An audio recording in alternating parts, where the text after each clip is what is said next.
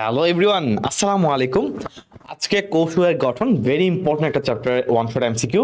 যাদের এই অধ্যায় নিয়ে সমস্যা, তোমাদের ইনশাল্লাহ এই অধ্যায়ের এই ক্লাসটা করার পরে এমসিকিউ নিয়ে সমস্যা কেটে যাবে। কারণ এখান থেকে ম্যাক্সিমাম এমসিকিউ তুমি যেখানে পরীক্ষা দাও ইনশাল্লাহ কমন আসার চান্স থাকবে।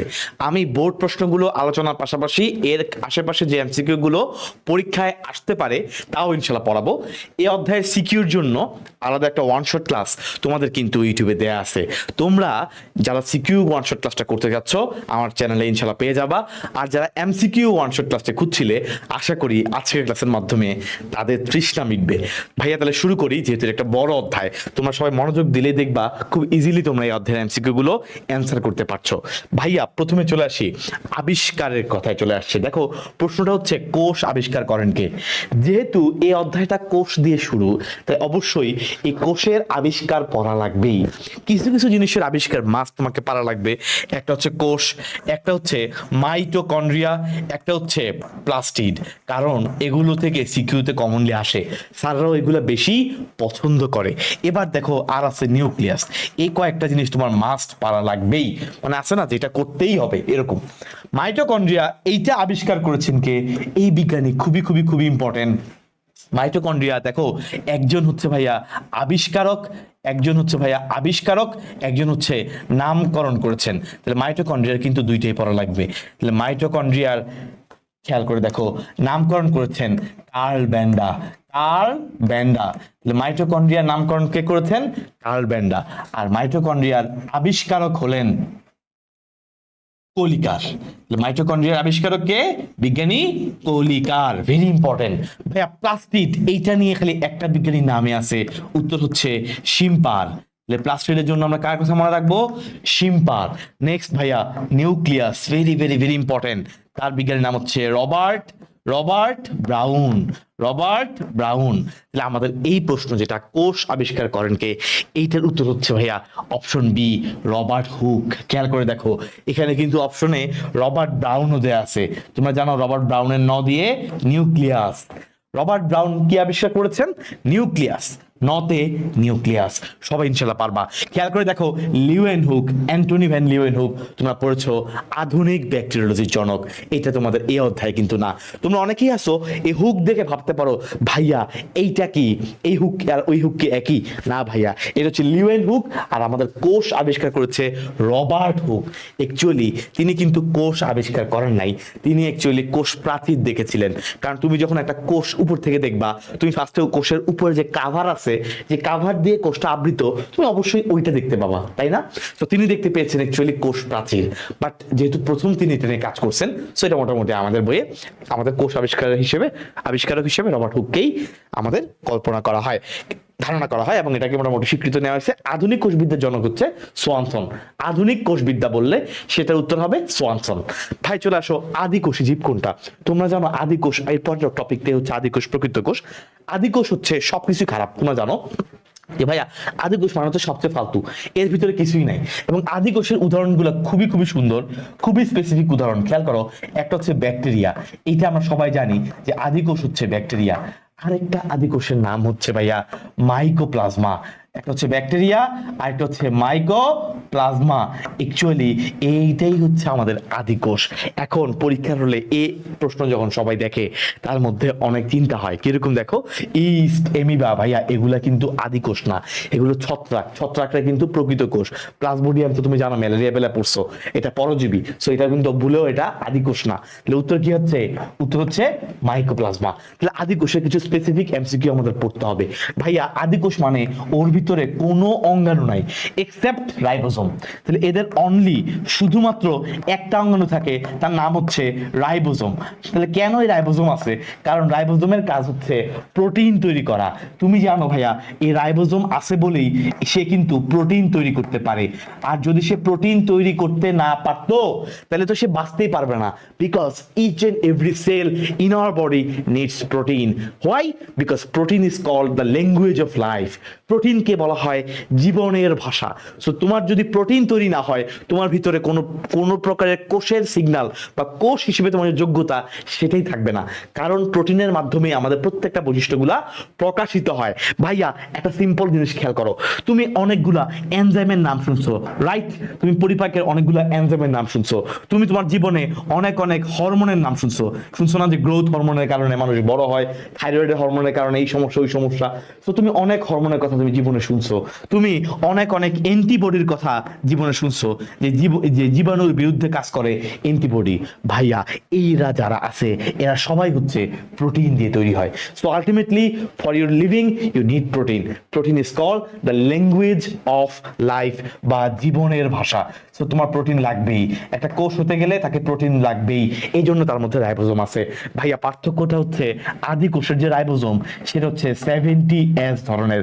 এস মানে কি এটা আমি একাডেমিক ক্লাসে পড়াই, কোষের গঠনে একটা ফুল প্লেলিস্ট দেওয়া আছে, যারা ছোট ভাই বোন আছে তারা আমার চ্যানেল থেকে করতে পারবা। ভাইয়া 70S, এস মানে ভেদবার্গ একক, ওটা আমি যাচ্ছি না এখন আর। এইটা অ্যাকচুয়ালি প্রত্যেকটা রাইবোজোমের কিন্তু দুইটা খণ্ড আছে ভাইয়া, একটা হচ্ছে ছোট খণ্ড, একটা হচ্ছে একটু বড় খণ্ড।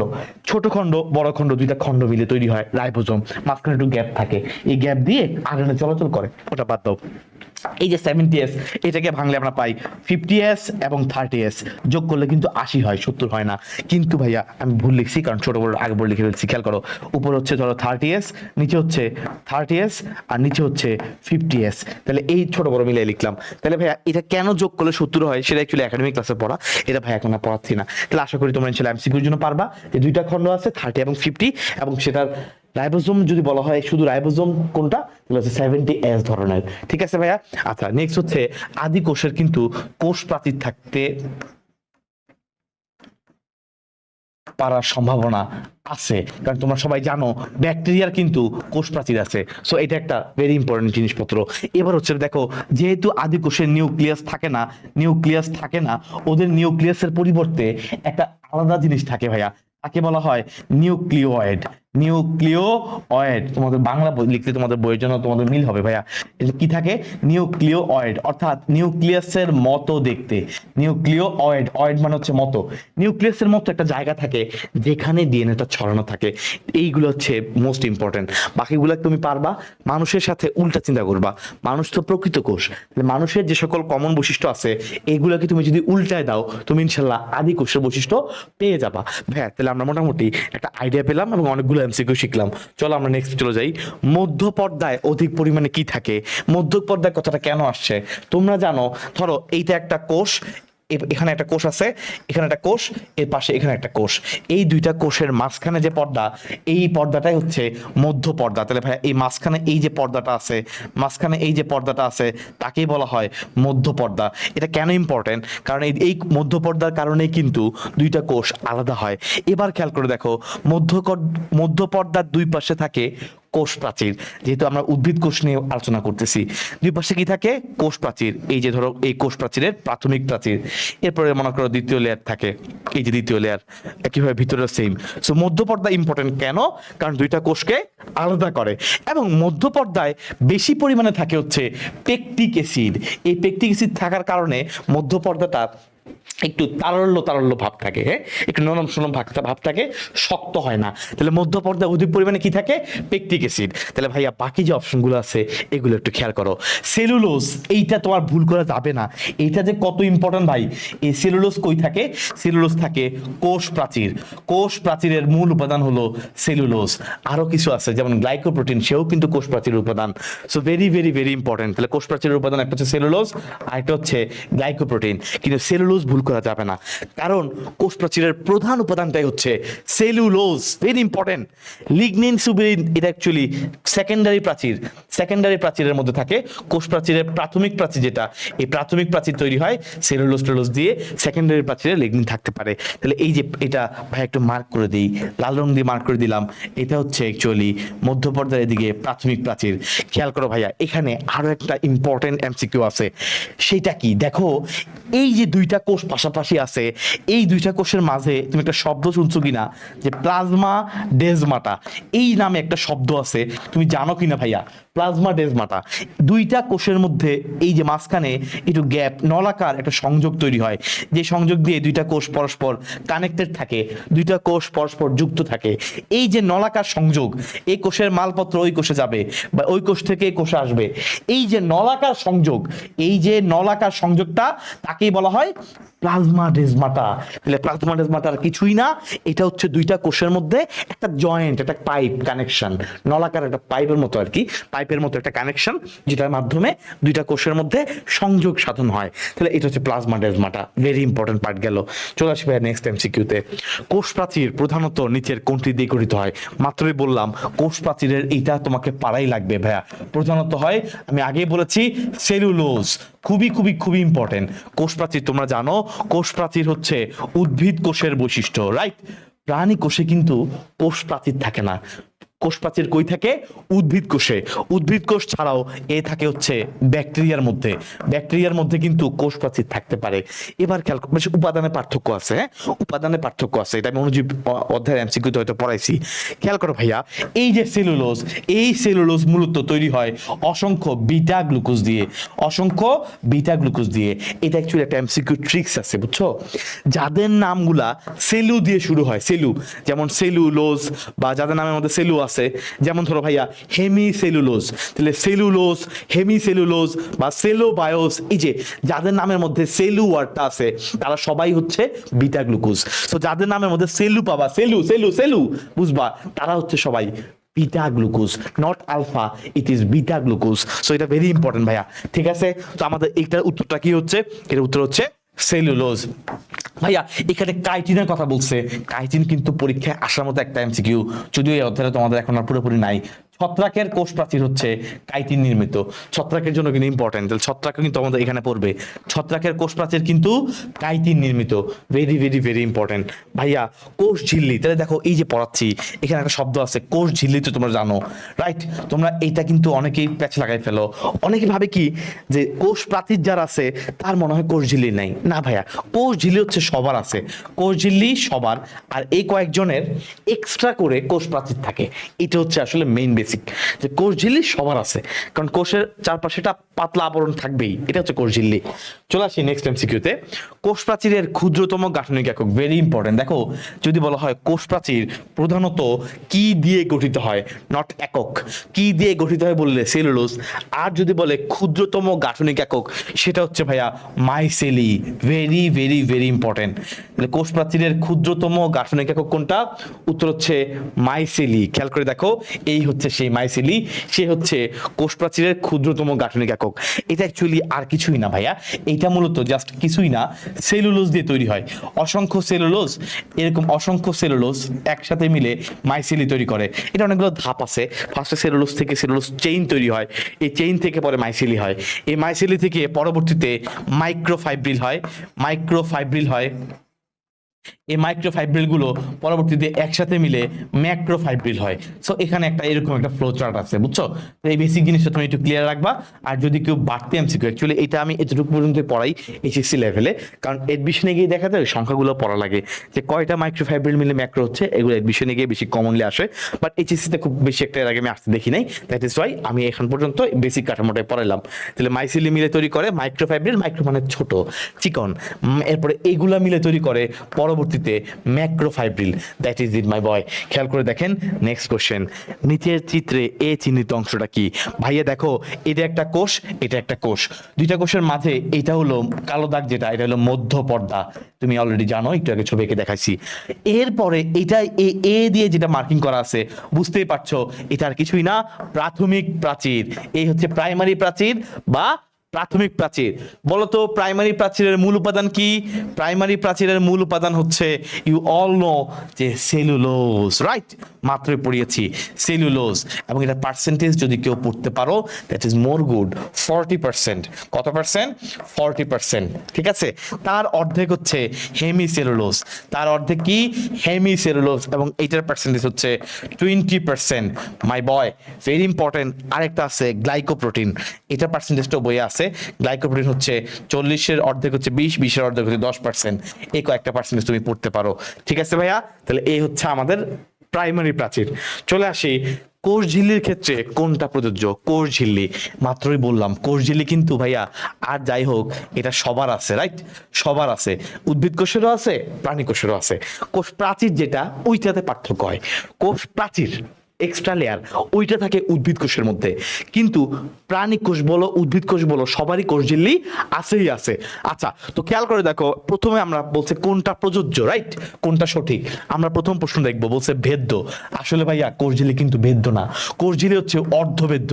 তোমরা এটা পড়তে পড়তে তোমরা সবাই ওস্তাদ হয়ে গেছো। অর্ধভেদ্য একটা ঝিল্লি। অর্ধভেদ্য কেন বলে? কারণ কিছু জিনিস এটাকে, এই পর্দাটাকে অতিক্রম করে চলে যেতে পারলেও কিছু জিনিস আছে ওরা এই পর্দাটাকে অতিক্রম করতে পারে না। অর্থাৎ কিছু জিনিসকে যাইতে দেয়, কিছু জিনিসকে যাইতে দেয় না। এই জন্য এটাকে আমরা বলি অর্ধভেদ্য। অর্ধেক জিনিসকে যাইতে দেয়, এই টাইপের একটা বিষয়। কাকে যেতে দেয় শব্দটা জানতে হবে না? জানতে হবে। কাকে যেতে দেয়? যাতে যাওয়ার জন্য পারমিশন দেয় ক্রিস্টালয়েডকে। ক্রিস্টালয়েডকে। কিন্তু কলয়েড যারা একটু আকারে, যারা একটু বড়, তাদের হচ্ছে কলয়েড। এই একটু আকারে যারা বড় কলয়েড, ওদেরকে আটকে দেয়। ক্রিস্টালয়েড হচ্ছে আকারে ছোট, ওদেরকে ঢুকতে দেয়। যেমন ধরো গ্লুকোজ, এই আকারে অনেক ছোট, ওকে ঢুকতে দিবে। কিন্তু ভাতের কণা ওকে ঢুকতে দিবে না। এটা হচ্ছে সিম্পল। ত্রিস্তরী ভাই, ডাহা একটা মিথ্যা কথা। আমাদের এই অধ্যায়ের ম্যাক্সিমাম হচ্ছে সবে দ্বিস্তরী। এটা নিয়ে আমাদের টেনশন নাই। কিছু ব্যতিক্রম আছে, এক স্তরী আছে, বাট নর্মালি হচ্ছে দ্বিস্তরী হয়। কোষ ঝিল্লি হচ্ছে এখানে আমাদের দ্বিস্তরী। দেখো প্লাজমা ডেজমাটা যুক্ত, এটা একটা ডাহা মিথ্যা কথা, কারণ আমরা একটু আগে পড়ে আসছি। প্লাজমা ডেজমাটা হচ্ছে, মনে আছে, মধ্যপর্দা দিয়ে যখন দুইটা কোষ আলাদা থাকে, তাদের মধ্যে অর্থাৎ কোষ প্রাচীরের এই জায়গা দিয়ে যে নলাকার সংযোগটা, তাকে বলে প্লাজমা ডেজমাটা। এইটা কিন্তু কোষ ঝিল্লির সাথে সম্পর্ক নাই, তাহলে এটাও হচ্ছে না। তাহলে এই যে আমাদের উত্তর হচ্ছে এইটা, অর্থাৎ স্থিতিস্থাপক। সো আমাদের অ্যান্সার হচ্ছে স্থিতিস্থাপক। আমরা জানি কোষ ঝিল্লি হচ্ছে স্থিতিস্থাপক। চলে আসি নেক্সট কোশ্চেন ভাইয়া। বর্তমান যুগের বিজ্ঞানীরা প্লাজমা মেমব্রেনকে কি নামে অভিহিত করেন? এটা অ্যাকচুয়ালি নতুন নামকরণ করা হয়েছে। প্রত্যেকটা জিনিসেরই কিছু কিছু নামকরণ আছে। সো এই নামকরণগুলা স্পেশালি এই কোষ ঝিল্লিটাই পরীক্ষা আসে। বর্তমান যুগে তারা কি নামে নামকরণ করছেন? কারণ কি, বাকি যে অঙ্গাণুগুলো আছে এদের নামকরণ সবগুলো আগে যা ছিল এখন মোটামুটি তাই আছে, কারণ খুব বেশি পার্থক্য নেই। তুমি যেটা জানতা এটাই আছে এখনো। যেমন সেন্ট্রিওল সেন্ট্রিওলি আছে, কোষ গহ্বরই আছে, মাইটোকন্ড্রিয়া আছে। তুমি যেটা জানতা ওইটাই আছে। কিন্তু এই প্লাজমা মেমব্রেন তুমি জানতা, কোষ ঝিল্লি জানতা, এই নামটা একটু চেঞ্জ করা হয়েছে ভাইয়া। এই নামটা বর্তমানে বায়ো মেমব্রেন নামে ডাকা হয়। বায়ো মেমব্রেন বা biological membrane, as it is present in every biological cell, every biological life. প্রত্যেকটা কোষের মধ্যে এটা আছে। তো যেখানে প্রাণ আছে, যেখানে জীব হিসেবে, কোষ হিসেবে আমরা এটাকে বাছাই করি, সিলেক্ট করি, তার অবশ্যই একটা কোষ ঝিল্লি থাকে বা একটা বায়োলজিক্যাল মেমব্রেন থাকে। এটাকে বলা হয় bio membrane. That is why plasma মেমব্রেনকে বর্তমানে বায়ো মেমব্রেন হিসেবে ডাকা হয়। এই বায়ো শব্দটা ইম্পর্টেন্ট, ঠিক আছে? Bio means biological. ওকে ভাই, খেয়াল করে দেখেন ফ্লুইড মোজাইক মডেলের কোন অংশটা তরল? তোমরা ফ্লুইড মোজাইক মডেল পড়েছো, আমি মডেল নিয়ে বিস্তারিত যাচ্ছি না। ফ্লুইড মোজাইক মডেল কিন্তু একটা দ্বিস্তরী মডেল, কারণ তোমরা জানো যে এই কোষ ঝিল্লি হচ্ছে দ্বিস্তরী। তোমাদের মনে আছে ফসফোলিপিড বাইলেয়ার? এই কথাটা মনে আছে? ফসফোলিপিড বাইলেয়ার, এই একটা টার্ম আছে, ফসফোলিপিড বাইলেয়ার। এবং এই যে এভাবে এভাবে এরকম করে থাকে, মনে আছে? ফসফেট, এটা হচ্ছে ফ্যাটি অ্যাসিডের লেজ, এভাবে থাকে। এই পাশেও সেম এভাবে থাকে, রাইট? এই পাশেও সেম এভাবে থাকে। ওকে, এই পাশেও সেম এভাবে থাকে। সো এই হচ্ছে আমাদের ফসফোলিপিড বাইলেয়ার। মাঝখানে কিছু প্রোটিন থাকে, তোমাদের মনে আছে? এই বড় আকৃতির যে প্রোটিনটা উপর থেকে নিচ পর্যন্ত পুরোটা জুড়ে থাকে, তাকে বলে ইন্টিগ্রাল প্রোটিন। একবারে ইন্টিগ্রেশন, মানে পুরোটা ইন্টিগ্রাল প্রোটিন। তোমরা ম্যাথে করছো না ইন্টিগ্রেশন? অর্থাৎ ইন্টিগ্রেশন অফ এক্স ডিএক্স, মানে কি, যে পুরো ওই ডিএক্স এর সাপেক্ষে এক্স এর সম্পূর্ণটা বের করি, রাইট? তোমরা কোনো একটা এরকম একটা বক্সের ক্ষেত্রফল এতটুকু তুমি জানো, তুমি ইন্টিগ্রেশন করে কিন্তু পুরোটা বের করতে পারবা। সো ইন্টিগ্রেশন মিন্স ফুল। তাহলে এখানে দেখো এই যে পুরোটা জুড়ে, সম্পূর্ণ জুড়ে যে প্রোটিন থাকে, তাকে আমরা বলবো ইন্টিগ্রাল প্রোটিন।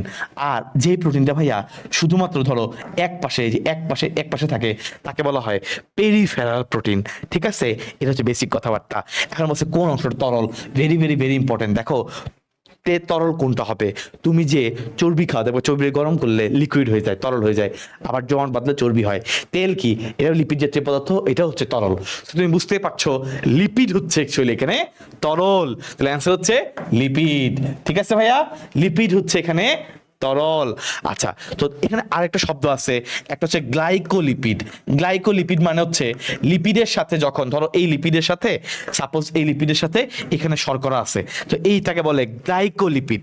গ্লাইকো মানে গ্লাইকোজেন, গ্লাইকোজেন মানে হলো শর্করা।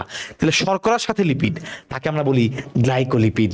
আর যদি প্রোটিনের সাথে শর্করা থাকে, যে এটা হচ্ছে প্রোটিন, এই প্রোটিনের সাথে শর্করা আছে, তাকে আমরা বলি গ্লাইকো প্রোটিন। তাকে আমরা বলি গ্লাইকো প্রোটিন। যা আছে তাই লিখছি, আর কিছু বাড়তি লিখি নাই। এই দুইটা জিনিসকে কম্বাইন্ডলি একসাথে একটা নামে ডাকা হয়, যেটা পরীক্ষায় আসতে পারে, ভেরি ইম্পর্টেন্ট। এই দুইটাকে একসাথে বলা হয় গ্লাইকোকেলিক্স। এই দুইটাকে একসাথে কি বলে? এই দুইটাকে একসাথে বলে গ্লাইকোকেলিক্স। সো আমি তোমাকে এখানে অনেক এমসিকিউ পড়াই ফেললাম ভাইয়া। ফ্লুইড মোজাইক মডেলের এই মুভমেন্টটাকে বলা হয়, তোমরা সবাই জানো, ফ্লিপ ফ্লপ মুভমেন্ট। না, তরলের মধ্যে ভেসে আছে ফ্লিপ ফ্লপ মুভমেন্ট। এখানে যে মুভমেন্টটা পাওয়া যায় তাকে আমরা বলি ফ্লিপ ফ্লপ মুভমেন্ট। এটাও কিন্তু পরীক্ষায় আসার মতো একটা এমসিকিউ, ভেরি ইম্পর্টেন্ট ওয়ান। চলে আসি আমরা নেক্সট এমসিকিউতে। প্লাজমা মেমব্রেনের খাদ সৃষ্টির জন্য দায়ী কোনটা? খুবই ইম্পর্টেন্ট একটা প্রশ্ন। খাদ সৃষ্টির জন্য, দেখো এখানে আমাদের মাসেলে মনে রাখবা, আমাদের বইয়ে কিন্তু এখানে অনেকগুলো নিয়াসিন মিয়াসিন লিখছে। অ্যাকচুয়ালি মনে রাখবা, আমাদের মাসেল কন্ট্রাকশন বা মাসেলের সংকোচন প্রসারণের জন্য দায়ী, বা খাদ মানে কি সংকোচন হচ্ছে, এই সংকোচনের জন্য দায়ী হচ্ছে একটিন মায়োসিন। এটা অ্যাকচুয়ালি চলন অধ্যায়ের প্রশ্ন।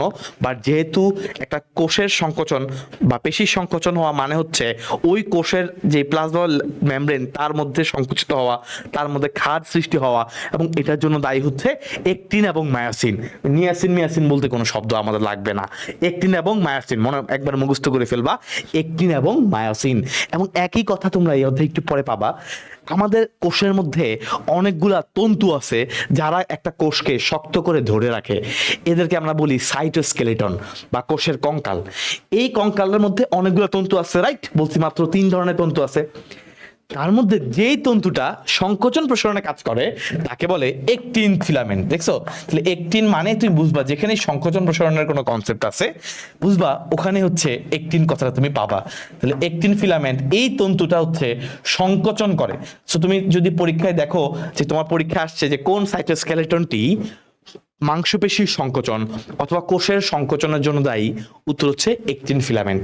ঠিক আছে? Not microtubule, not intermediate filament. এই একটিন ওয়ার্ডটাকে দেখেই তুমি ভালোবেসে ফেলবা যে এটাই হচ্ছে আমাদের উত্তর, সংকোচন প্রসারণ বা খাদ সৃষ্টি হওয়া। ভাইয়া পরের প্রশ্নটাতে আসি। বলছে কোষ ঝিল্লির অনেকটা তরল পদার্থের মতো আচরণ করাকে কি বলে? মাত্রই পড়াইছি ফ্লিপ ফ্লপ মুভমেন্ট। ধরো ভাইয়া তুমি এটা এমনিতেই পারো না, এটা বোর্ডের প্রশ্ন অবশ্যই। ধরো তুমি এটা পারো না, কিন্তু পিং পং মুভমেন্ট বলতে তুমি এইচএসসি লাইফে কোনো শুনো নাই, শুনছো? শুনো নাই। গেটেড চ্যানেল মুভমেন্ট বলে শুনছো? শুনো নাই, এটাও বাদ। তাহলে ফাস্ট স্লো মুভমেন্ট এটা শুনছো? এটাও শুনো নাই। তো তোমার এটা যদি মনে করো কেউ তারপরেও না পারে, এটা তার খুবই বড় একটা ব্যর্থতা হবে। সো ফ্লিপ ফ্লপ মুভমেন্ট এটা তোমার পারা উচিত ভাইয়া। চলে আসি আমরা নেক্সট এমসিকিউতে, খেয়াল করে দেখো। নেক্সট এমসিকিউ হচ্ছে কোনটি সাইটোপ্লাজমীয়, এটা একটু বানানটা একটু ভুল হয়েছে, সমস্যা নেই, নির্জীব বস্তু। আচ্ছা দেখো, রাইবোজোম হচ্ছে একটা অঙ্গাণু। আমরা সবাই জানি রাইবোজোম হচ্ছে এমন একটা অঙ্গাণু যেটা আদিকোষ এবং প্রকৃত কোষ দুইটার মধ্যেই আছে। কেন? মাত্র পড়াইছি, বিকজ এটা প্রোটিন সিনথেসিস করে, প্রোটিন তৈরি করে, and protein is the language of life. এই জন্য রাইবোজোমকে বলা হয় সার্বজনীন অঙ্গাণু। সার্বজনীন অঙ্গাণু অর্থাৎ দুইজনের মধ্যেই আছে, দুইটা কোষেই আছে, সকল কোষেই আছে, সহজ কথা। তো এটা তো একটা অঙ্গাণু, এটা তো নির্জীব বস্তু না। লাইসোজোম, তোমরা জানো লাইসোজোমের মধ্যে কিন্তু অনেক এনজাইম থাকে। এটা কিন্তু ফ্যাগোসাইটোসিস প্রক্রিয়ায় জীবাণু ভক্ষণ টক্ষণ করে। সো এটা কিন্তু তোমার ভাইয়া এই যে আত্মঘাতী থলিকা হিসেবে পরিচিত, আত্মঘাতী থলিকা। কারণ তার ভিতরে যে এনজাইমগুলো থাকে, যদি ভাইয়া এই এনজাইমগুলো কোনো কারণে বের হয়, তারা কিন্তু তোমার কোষটাকে ধ্বংস করে দিতে পারবে, কোষের অন্যান্য অঙ্গাণুগুলোকে খেয়ে ফেলতে পারে। সো অনেকটা আত্মঘাতী হিসেবে কাজ করে। যে কোষের মধ্যে তুমি বেঁচে আছো ওই কোষটাকেই তুমি খেয়ে ফেলতেছো, এইটাকে বলে আত্মঘাতী থলিকা, লাইসোজোম। এটা অনেক কনসেপ্ট আছে, অটোফেগি, অটোলাইসিস, দুইটা টার্ম আছে, হয়তো সামনে আসতেও পারে। অটোফেগি মানে হলো, আচ্ছা একটু পড়াই দিই, খেয়াল করো, কারণ এমসিকিউতে আসলে পারবা না। অটোফেগি আর হচ্ছে অটোলাইসিস, দুইটা শব্দ আছে ভাইয়া, একটা হচ্ছে অটোফেগি আর একটা হচ্ছে অটোলাইসিস। ভাইয়া যদি এই লাইসোজোমের এনজাইমগুলো বের হয়ে তার অন্যান্য যে অঙ্গাণু আছে, মনে করো মাইটোকন্ড্রিয়া, প্লাস্টিড, এগুলাকে যদি খেয়ে ফেলে, অন্যান্য অঙ্গাণুকে যদি খেয়ে ফেলে, তাহলে আমরা তাকে বলি অটোফেগি। আর যখন এরকম করে অঙ্গাণুগুলোকে খাইতে খাইতে খাইতে খাইতে পুরো কোষ কি ধ্বংস হয়ে যাবে না? এই যখন এই সমস্ত কোষ ধ্বংস হয়ে যাবে, সমস্ত কোষ যখন ধ্বংস হয়ে যাবে, তাকে আমরা বলি autolysis. That is it. So অন্যান্য অঙ্গাণুগুলোকে যখন খেয়ে ফেলে, তাকে আমরা অন্যান্য অঙ্গাণুর বেলায় তখন আমরা বলবো অটোফেগি। ফেজিন মানে খেয়ে ফেলা, লাইসিস মানে হচ্ছে ভেঙে ফেলা, ধ্বংস করে ফেলা। যখন এরকম করে ধরো মাইটোকন্ড্রিয়া খেয়েছে, নিউক্লিয়াস কি খেয়েছে, তো পুরো কোষই তো শেষ হয়ে যাবে এক পর্যায়ে। এই যখন সমস্ত কোষ ধ্বংস হয়ে যাবে, তাকে আমরা বলবো অটোলাইসিস। ফাইন। এনজাইম আর প্লাস্টিড, দেখো প্লাস্টিড তো আমার বলা দরকার নাই, প্লাস্টিড আছে বলেই গাছপালা খাদ্য তৈরি করতে পারে, ইউ অল নো। তাহলে এনজাইম হচ্ছে অ্যাকচুয়ালি নির্জীব বস্তু, জীবনের অস্তিত্ব নাই আর কি, আর এই বাকিগুলো তো অঙ্গাণু, সো এটা তোমার পারা উচিত। তাহলে এখানে এনজাইম ছাড়া আর কি কি জিনিস আছে? ওই যে তুমি কমনলি যেটা জানো, হরমোন, অ্যান্টিবডি, এগুলা সবাই, এগুলো তো অঙ্গাণু না, রাইট? এগুলি কি অঙ্গাণু না, এগুলো নির্জীব বস্তু, ঠিক আছে? তো এটার মধ্যে আবার ভাগ আছে, তোমরা জানো, এখন আমি যাচ্ছি না। কোনটি আদিকোষী রাইবোজোমের উপ একক? ভাইয়া আদিকোষে আমরা জানি 70S রাইবোজোম থাকে, এটার দুইটা একক আছে, একটা হচ্ছে দুইটা উপ একক, একটা 50S, একটা হচ্ছে 30S, মাত্র পড়াইছি। আর যেটা প্রকৃত কোষ, তার রাইবোজোম হচ্ছে 80S ধরনের, একটু উন্নত, 70-এর চেয়ে বড়, 70-এর চেয়ে বড় কত? 80। এইটার দুইটা উপএকক হচ্ছে খুবই সুন্দর, একটা হচ্ছে 60 আর একটা হচ্ছে 40S, তাহলে দুইটা মিলে হচ্ছে 100, ঠিক আছে? হওয়া উচিত, বাট 80S কেন হয়েছে এটা উনি একাডেমিক ক্লাসে হয়তো পড়ছো। তো এখানে আমাদের মিলাই, তাহলে আমাদের প্রশ্ন হচ্ছে আদিকোষ, তাহলে আদিকোষে কোনটা হবে? 50 আর 30, 60 আর 40 না, এটা প্রকৃত কোষে 50 আর 30 হয় না, এটা বাদ, এই যে 50 আর 30 পেয়ে গেছি আমি উত্তর। তাহলে ডিতে আছে 50 প্লাস 30S। ভাইয়া যারা এই চ্যানেলে নতুন, তোমার চ্যানেলটাকে সাবস্ক্রাইব করে রাখবা, এবং তোমাদের জন্য নতুন নতুন ভিডিওগুলো তোমরা সবার আগে পাবা। এবং যারা ক্লাসগুলো করে কেমন তোমার লাগছে ভাইয়া, অবশ্যই একটা কমেন্ট তুমি কমেন্ট সেকশনে জানাবা। অ্যান্ড তোমরা যদি পিছনে গিয়ে দেখো, তো ম্যাক্সিমাম কমেন্ট হচ্ছে ভাইয়া দেখে একটা রিয়েক্ট করি। সো আই হোপ তোমাদের প্রত্যেকটা কমেন্ট হচ্ছে আমি দেখবো, যে actually this all class free for you and free for everyone. So ইনশাল্লাহ আই বিলিভ দ্যাট তো you all will support me in this journey, because আমি এই ক্লাসগুলো নিচ্ছি, যে ক্লাসগুলো স্প্রেড হোক, the whole Bangladesh will know me ইনশাল্লাহ by this classes, and I have given I am giving my full dedication here. So আমি বিশ্বাস করি যে ইনশাল্লাহ this classes will have great impact on your HSC exam. হ্যাঁ ইনশাল্লাহ তোমরা এইচএসসি এক্সাম এই ক্লাসগুলো থেকে অনেক কমন পাবা ইনশাল্লাহ। এটা তুমি আমার সিকিউ বলো, এমসিকিউ বলো, যারা গত বছর 23-এ পরীক্ষা দিয়েছে তুমি, বা যারা সিনিয়র পরীক্ষা দিয়েছে, ওদের কাছে যদি জিজ্ঞাসা করো, তুমি বুঝতে পারবা যে আমার এই ওয়ান শট থেকে আলহামদুলিল্লাহ অনেক প্রশ্ন কমন আসে, বিকজ আমি এইগুলো নিয়ে গত কয়েক বছর ধরে কাজ করতেছি। সো আমি অ্যাকচুয়ালি অ্যানালাইসিস করে পড়াই, এবং আমি বিশ্বাস করি ইনশাল্লাহ তুমি অ্যানালিটিক্যালি যদি তুমি মেইন জিনিসগুলো ধরতে পারো, এখান থেকে ম্যাক্সিমাম প্রশ্ন বোর্ডে কমন আসে, কারণ বোর্ডে খুব সিলেক্টিভ জিনিসপত্র আসে, এবং বোর্ডে স্যাররা এমন প্রশ্ন দেয় যেটা আসলে সবাই কম্বাইন্ডলি মোস্ট ইম্পর্টেন্ট হিসেবে কাউন্ট করে।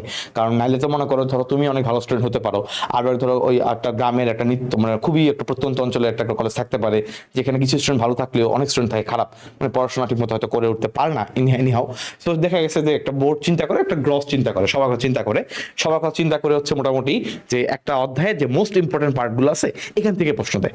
তো সেই হিসেবে তুমি ইনশাল্লাহ এই ক্লাসগুলো থেকে ম্যাক্সিমাম প্রশ্নই কমন পাবা বলে আমি বিশ্বাস করি, যেটা অ্যাকচুয়ালি গত বছর ম্যাক্সিমাম পেয়েছে, তো আশা করি ইনশাল্লাহ তুমিও পাবা।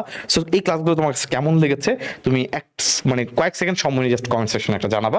This comment will boost up me, this comment will help me rising, this comment will help me getting pleasure ইনশাল্লাহ। ভাইজান চলে আসি নেক্সট একটা প্রশ্নে। যারা কমেন্ট করেছো তাদেরকে থ্যাংক ইউ, লাইভটা যারা ভিডিওটা পজ করে কমেন্ট করেছো। রাইবোজোমের একটা উপ-একক 30S হলে অন্যটা কত হবে? তাহলে বুঝতে পারছো রাইবোজোম পরীক্ষার জন্য কত ইম্পর্টেন্ট, তাই না ভাইয়া? মনে রাখবা, এই রাইবোজোমকে এত বলতেছি, এই রাইবোজোম কিন্তু আবরণেই বিহীন অঙ্গাণু।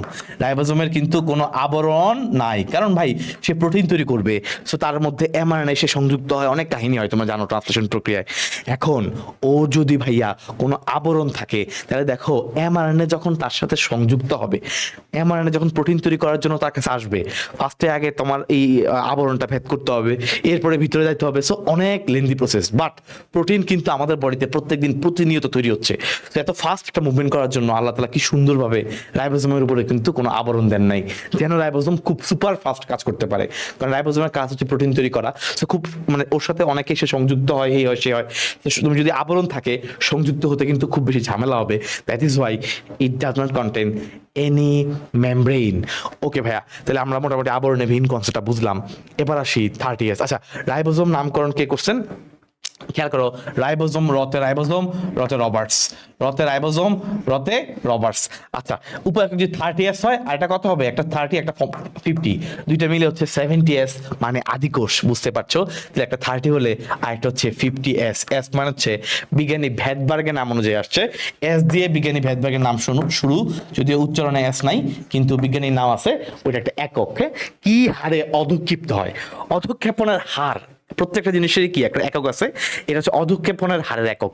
ভাইজান চলে আসি পরেরটায়। সব ধরনের কোষে পাওয়া যায় কোনটা? মাত্রই বললাম, সার্বজনীন অঙ্গাণু হচ্ছে, তোমরা সবাই জানো, রাইবোজোম। বাকিগুলো আমরা একটু এমসিকিউ পড়ে ফেলি, রাইট? আচ্ছা, মাইটোকন্ড্রিয়া তোমরা জানো এটা হচ্ছে কোষের শক্তিঘর। এটাই কিন্তু আমাদের কোষের এটিপি তৈরি করে। আমাদের শ্বসনের যে 4টা ধাপ আছে, এই 4টা ধাপের মধ্যে গ্লাইকোলাইসিস যেটা প্রথম ধাপটা, এই প্রথম ধাপটা হয় সাইটোপ্লাজমে, বাকি 3টা ধাপই হয় মাইটোকন্ড্রিয়াতে। সো যেহেতু মাইটোকন্ড্রিয়ার মধ্যে শ্বসনের বাকি পার্টগুলো হয় এবং এখানে কিন্তু সবচেয়ে বেশি এনার্জি প্রোডাকশন হয়, ভাইয়া মাইটোকন্ড্রিয়া হচ্ছে এই জন্য কোষের শক্তিঘর, শক্তি উৎপন্ন করে, শক্তি তৈরির কারখানা। আচ্ছা, ক্লোরোপ্লাস্ট, এটা কিন্তু শক্তির সাথে সম্পর্ক আছে। এইটা কিন্তু মনে রাখবা, শক্তি তৈরি করে না, বরং এই শক্তিটাকে রূপান্তর করে। ভেরি ইম্পর্টেন্ট ওয়ার্ড, রূপান্তর। কারণ খেয়াল করো, ক্লোরোপ্লাস্টের কাজ কি? সূর্যের আলো যখন আসে, শক্তি নিয়ে আসে, এই শক্তিটাকে সে রূপান্তর করে খাদ্যের মধ্যে খাদ্য তৈরি করে, রাইট? সো খাদ্যের মধ্যে রাসায়নিক শক্তি হিসেবে সে জমা করে। মানে কি? যে সূর্যের আলো থেকে যে শক্তিটা পেয়েছে, সৌরশক্তি বা আলোক শক্তি, ওইটাকে সে রূপান্তর করে রাসায়নিক শক্তি হিসেবে জমা করে, খাদ্য তৈরি করে, সে তোমরা সবাই জানো। সো সে শক্তি রূপান্তর করে, এই জন্য তাকে বলে শক্তি রূপান্তরের অঙ্গাণু। এটা দেখে কিন্তু অনেকে খেয়াল করে না, অনেক সময় শক্তি পাইলেই মাইটোকন্ড্রিয়া দেখায় না। শক্তি তৈরির কারখানা মাইটোকন্ড্রিয়া, ভেরি গুড। বাট শক্তি রূপান্তর করে কে? ক্লোরোপ্লাস্ট। সূর্যের আলো থেকে যে শক্তিটা আসে, এই সূর্যের আলো শক্তির কাজে লাগিয়ে এই শক্তিটাকে সে রাসায়নিক শক্তি হিসেবে খাদ্যের মধ্যে জমা করে। তোমরা সবাই জানো, ক্লোরোপ্লাস্ট কিন্তু খাদ্য তৈরি করার জন্য কাজ করে। গাছের সবুজ উদ্ভিদ যে খাদ্য তৈরি করে, তার ক্লোরোপ্লাস্ট আছে বলেই। তোমার মধ্যে যদি ক্লোরোপ্লাস্ট থাকতো, তুমিও হয়তো খাদ্য তৈরি করতে পারতা, কিন্তু তখন তুমি আর মানুষ থাকতা না, তুমি অন্য কিছু হয়ে যেতা। চলে আসি ভাইয়া লাইসোজোম। এটাকে অলরেডি তোমাকে পড়াই ফেলছি, এটা আত্মঘাতী থলিকা, এবং এইটার মধ্যে বেসিক্যালি 40 থেকে 50 ধরনের হাইড্রোলাইটিক এনজাইম থাকে। What is hydrolytic enzyme? যে এনজাইমগুলো হাইড্রোলাইসিস করে, পানির উপস্থিতিতে কোনো কিছুকে ভাঙে বা আর্দ্র বিশ্লেষণ কাজ করে, তারা হচ্ছে হাইড্রোলাইটিক এনজাইম। ঠিক আছে ভাইয়া, ওকে, ইনশাল্লাহ ডান। এবার আসি নেক্সট প্রশ্নে। কোষের প্রোটিন ফ্যাক্টরি কোনটা? কে আছে যে কোষের মধ্যে প্রোটিন তৈরি করে? সবাই মুখস্থ অলরেডি হয়ে গেছে, কয়েকবার বলছি ভাইয়া। উত্তর হচ্ছে রাইবোজোম। তাইলে এবার আমরা একটু দেখবো যে এখানে আর এমসিকিউ পড়া যায় কিনা। খেয়াল করো, এই যে গোলজি বস্তু বা গোলজি বডি, রাইট? খেয়াল করে দেখো, এই গোলজি বস্তুর কিছু অপর নাম আছে। এইটাকে বলা হয় কোষের ট্রাফিক পুলিশ। কোষের traffic police, traffic police very important. কারণ কি? ট্রাফিক পুলিশের মতো সে গাইড করে, হ্যাঁ, গাইড করে একটা বস্তুকে, একটা প্রোডাক্টকে নিয়ে আসে। সো এটা তুমি ব্যাখ্যা তোমার একাডেমিক ক্লাসে পড়ছো, বাট তুমি এখন অপর নামটা পড়তে হবে। গোলজি বস্তুকে বলা হয় কোষের ট্রাফিক পুলিশ। সে এই জায়গার মধ্যে কিন্তু কোনো একটা খাদ্যবস্তুর, যেটা ধরো প্রোটিন, যে মনে করো রাইবোজোম তৈরি করলো, করার পরে এই প্রোটিনটাকে প্যাকেজিং করতে হবে, তাই না? তুমি একটা জিনিস তুমি তৈরি করছো, সেই জিনিসটাকে কাস্টমার পর্যন্ত পৌঁছে দেওয়ার জন্য ওই জিনিসটাকে সুন্দরভাবে প্যাকেজিং করতে হবে, রাইট? এই গোলজি বস্তু কিন্তু প্যাকেজিং করে। আচ্ছা, সো এই জন্য এটাকে কিন্তু দেখবা বলা হয় কার্বোহাইড্রেট ফ্যাক্টরি, কারণ এটা কার্বোহাইড্রেট নিয়ে ভালো কাজ করে, কার্বোহাইড্রেট প্যাকেজিং করে, কার্বোহাইড্রেটের প্যাকেজিং করে, বুঝছো? কার্বোহাইড্রেটের প্যাকেজিং করে, সো কার্বোহাইড্রেট ফ্যাক্টরি বলা হয়। প্যাকেজিং এর অনেক সিস্টেম আছে, এটা তোমার খুব সুন্দরভাবে অলিগোস্যাকারাইডে পার্শ্ব শৃঙ্খল যুক্ত করে, এটাকে অনেক প্যাকেজিং সুন্দর সুন্দর করে বড় করে, হ্যাঁ। সো এটা অনেক কাহিনী আছে, অত তখন দরকার নেই, কার্বোহাইড্রেট ফ্যাক্টরি বলে। এখন মনে রাখবা, পরীক্ষায় যদি দেখো কার্বোহাইড্রেট ফ্যাক্টরি, এই টার্মটা কি পুরোটা কি ইংলিশ না ভাইয়া, ইংলিশটাকে আমি বাংলায় লিখছি, রাইট? কার্বোহাইড্রেট ফ্যাক্টরি, এইটা কার অপর নাম? গোলজি বস্তু। সো তুমি ইংলিশে মনে রাখবা গোলজি বডি, তাহলে তোমার জন্য কিন্তু ইজি হবে। কেন বললাম এটা জানো? কারণ যদি এই জিনিসটাই তোমার ইংলিশে না এসে বাংলায় বলে যে শর্করা জাতীয় খাদ্যের কারখানা, শর্করা জাতীয় খাদ্যের কারখানা, তখন কিন্তু ভাইয়া এটার উত্তর হচ্ছে ক্লোরোপ্লাস্ট। তখন কিন্তু এটার উত্তর হচ্ছে ক্লোরোপ্লাস্ট। সো এইটা তুমি যেন ভুল না করো, এই জন্য ভাইয়া বলে দিলাম। That is it, you have to be a good student. So ইনশাল্লাহ you will not make any mistake in this MCQ. So শর্করা জাতীয় খাদ্যের কারখানা কোনটা? ক্লোরোপ্লাস্ট। ভাইজান যদি বলে কার্বোহাইড্রেট ফ্যাক্টরি কোনটা? উত্তর হচ্ছে গোলজি বডি। যারা আমাকে চিনো না, my name is doctor Abrar Hamim, MBBS from Dhaka medical college. এবং আমি বিশ্বাস করি যাদের মেডিকেল টার্গেট, তোমরা ভাইয়ার মেডিকেল কোর্সে চাইলে এনরোল করতে পারো। টার্গেট ডিএমসি ইন বন্দি পাঠশালা, এবং চতুর্থ বছরে আছি টার্গেট ডিএমসি 4.0। সো তোমরা ইনশাল্লাহ যারা আমাদের সাথে ভাইয়ের সাথে এডমিশন প্রিপারেশন নিতে চাও, you will have a good option. আর আমি বিশ্বাস করতে পারি এবং বলতে পারি ইনশাল্লাহ, you don't need to study in any online or offline part. যদি তুমি আমাদের সাথে ইনশাল্লাহ আমাদের এডমিশন কোর্সে বা মেডিকেল কোর্সের সাথে ইনশাল্লাহ চলতে পারো, এটা আমি ইনশাল্লাহ চ্যালেঞ্জ করে বলতে পারি। জাস্ট একটা জিনিস, তুমি অফলাইনে কিছু পরীক্ষা দিবা। তোমাদের জন্য যদিও আমি অফলাইনে পরীক্ষা দেওয়ার জন্য তোমাদের কাছে আমি প্রশ্ন পাঠাবো তোমাদের বাসায় পার্সেল করে, বই পাঠাবো এমসিকিউর জন্য। সো তোমার ইনশাল্লাহ আশা করি খুব বেশি প্যারা নিতে হবে না। তারপর আমি অলওয়েজ সাজেস্ট করি তোমার লাস্টে ফাইনাল মডেল টেস্ট বিভিন্ন জায়গায় দাও, এটা তোমার অবশ্যই তোমাকে স্ট্রং করবে। বাট তোমার ক্লাস যা লাগবে, তোমার পরীক্ষা যা দেওয়া লাগবে, তোমার যত রকমের সলভ মার্ক করা লাগবে, যত রকমের বইয়ের এক্সট্রা ইনফো লাগবে, সব কিছুই ভাইয়া এই টার্গেট ডিএমসি কোর্সে ইনশাল্লাহ দিব। সো তোমার আর কোনো জায়গায় প্যারা খাইতে হবে না, অলরেডি সবকিছুর কাজ মোটামুটি শেষের দিকে। সো চলে আসি নেক্সট প্রশ্নে। রাইবোজোম নাম কে প্রস্তাব করেছেন? একটু আগে কিন্তু ভাইয়া বলছিলাম যে রাইবোজোম নামটা প্রস্তাব করেছেন হচ্ছে রতে রাইবোজোম, রতে রবার্টস। খুবই খুবই ইম্পর্টেন্ট ভাইয়া। এখানে আরো দুইটা এমসিকিউ আছে, খেয়াল করে দেখো। একটা হচ্ছে আলবার্ট ক্লড, আর একটা হচ্ছে জর্জ প্যালেডে। এই দুইজন বিজ্ঞানীরও কিন্তু রাইবোজোমের সাথে সম্পর্ক আছে। দেখো, প্রথমে যখন রাইবোজোম আবিষ্কার করা হয়েছিল, এটাকে বলা হতো মাইক্রোজোম, মাইক্রোজোম নামে ডাকা হইতো। পরবর্তীতে রাইবোজোম আবিষ্কার হয়েছে। খেয়াল করে দেখো, এই আলবার্ট ক্লড মূলত মাইক্রোজোমের কাজটা করছে। মাইক্রোজোম নামে যে রাইবোজোমটাকে চিহ্নিত করা, প্রথমে মাইক্রোজোম হিসেবে আইডেন্টিফাই করছে, এটা করছে ক্লড। আর জর্জ প্যালেডি রাইবোজোম আবিষ্কার করছে, আর নামকরণের কাজ করছে রবার্টস। এই তিনটা এমসিকিউ আশা করি সবাই মনে মনে বুঝছো ভাইয়া। তাহলে আলবার্ট ক্লড, এই ক্লড মূলত কি করছে? মাইক্রোজোম। ক্লডের সাথে একটা শব্দে মনে রাখবা, মাইক্রোজোম। এই মাইক্রোজোম নিয়ে কাজ করছে আলবার্ট ক্লড। ঠিক আছে ভাইয়া, ইনশাল্লাহ পারবেন তো ভাইজান? ওকে, ইনশাল্লাহ। চলে আসি নেক্সট এমসিকিউতে। কোষ গহ্বরের চারদিকে অত্যন্ত পাতলা পর্দা। ভাইয়া কোষ গহ্বর very important. Cells vacuole, cell vacuole বলে, cell vacuole. I hope the spelling is good, তুমি চেক করে নিবা। তুমি এই কোষ গহ্বর সম্পর্কে কি জানো? ধরো এটা উদ্ভিদ কোষ, এটা মনে করো একটা প্রাণী কোষ। ভাইয়া উদ্ভিদ কোষে কিন্তু ইয়া বড় একটা কোষ গহ্বর থাকে, প্রাণী কোষে ছোট কোষ গহ্বর থাকে। এইটা কিন্তু খুবই ইম্পর্টেন্ট। উদ্ভিদ কোষে ইয়া বড় কোষ গহ্বর থাকে বলে নিউক্লিয়াসটা একটা সাইডে চলে যায়। প্রাণী কোষে নিউক্লিয়াসটা মোটামুটি নিউক্লিয়াস মাঝামাঝি অবস্থানেই থাকে। So very very very important, ঠিক আছে? আচ্ছা, এই কোষ গহ্বর এটা কোষ রস ধারণ করে। কোষের যত রস টস আছে বুঝতেই পারছো, খালি জায়গা, এর মধ্যে সব ধারণ টারণ করবে। Very important, very very very important. এটা কিন্তু কোষের পিএইচ রক্ষা করে। Very very very important. কোষের পিএইচ রক্ষা করে কে? উত্তর হচ্ছে ভাইয়া কোষ গহ্বর। Very very very important. Next খেয়াল করে দেখো ভাইয়া, এটা পিএইচ রক্ষা করে গেল। এবার আসি, এই কোষ গহ্বরের যে পাতলা পর্দা তাকে বলে টনোপ্লাস্ট। তাহলে কোষ গহ্বরের যে পাতলা পর্দা তার নাম হচ্ছে টনোপ্লাস্ট। তাহলে পর্দার নাম হচ্ছে টনোপ্লাস্ট। কেন ইম্পর্টেন্ট?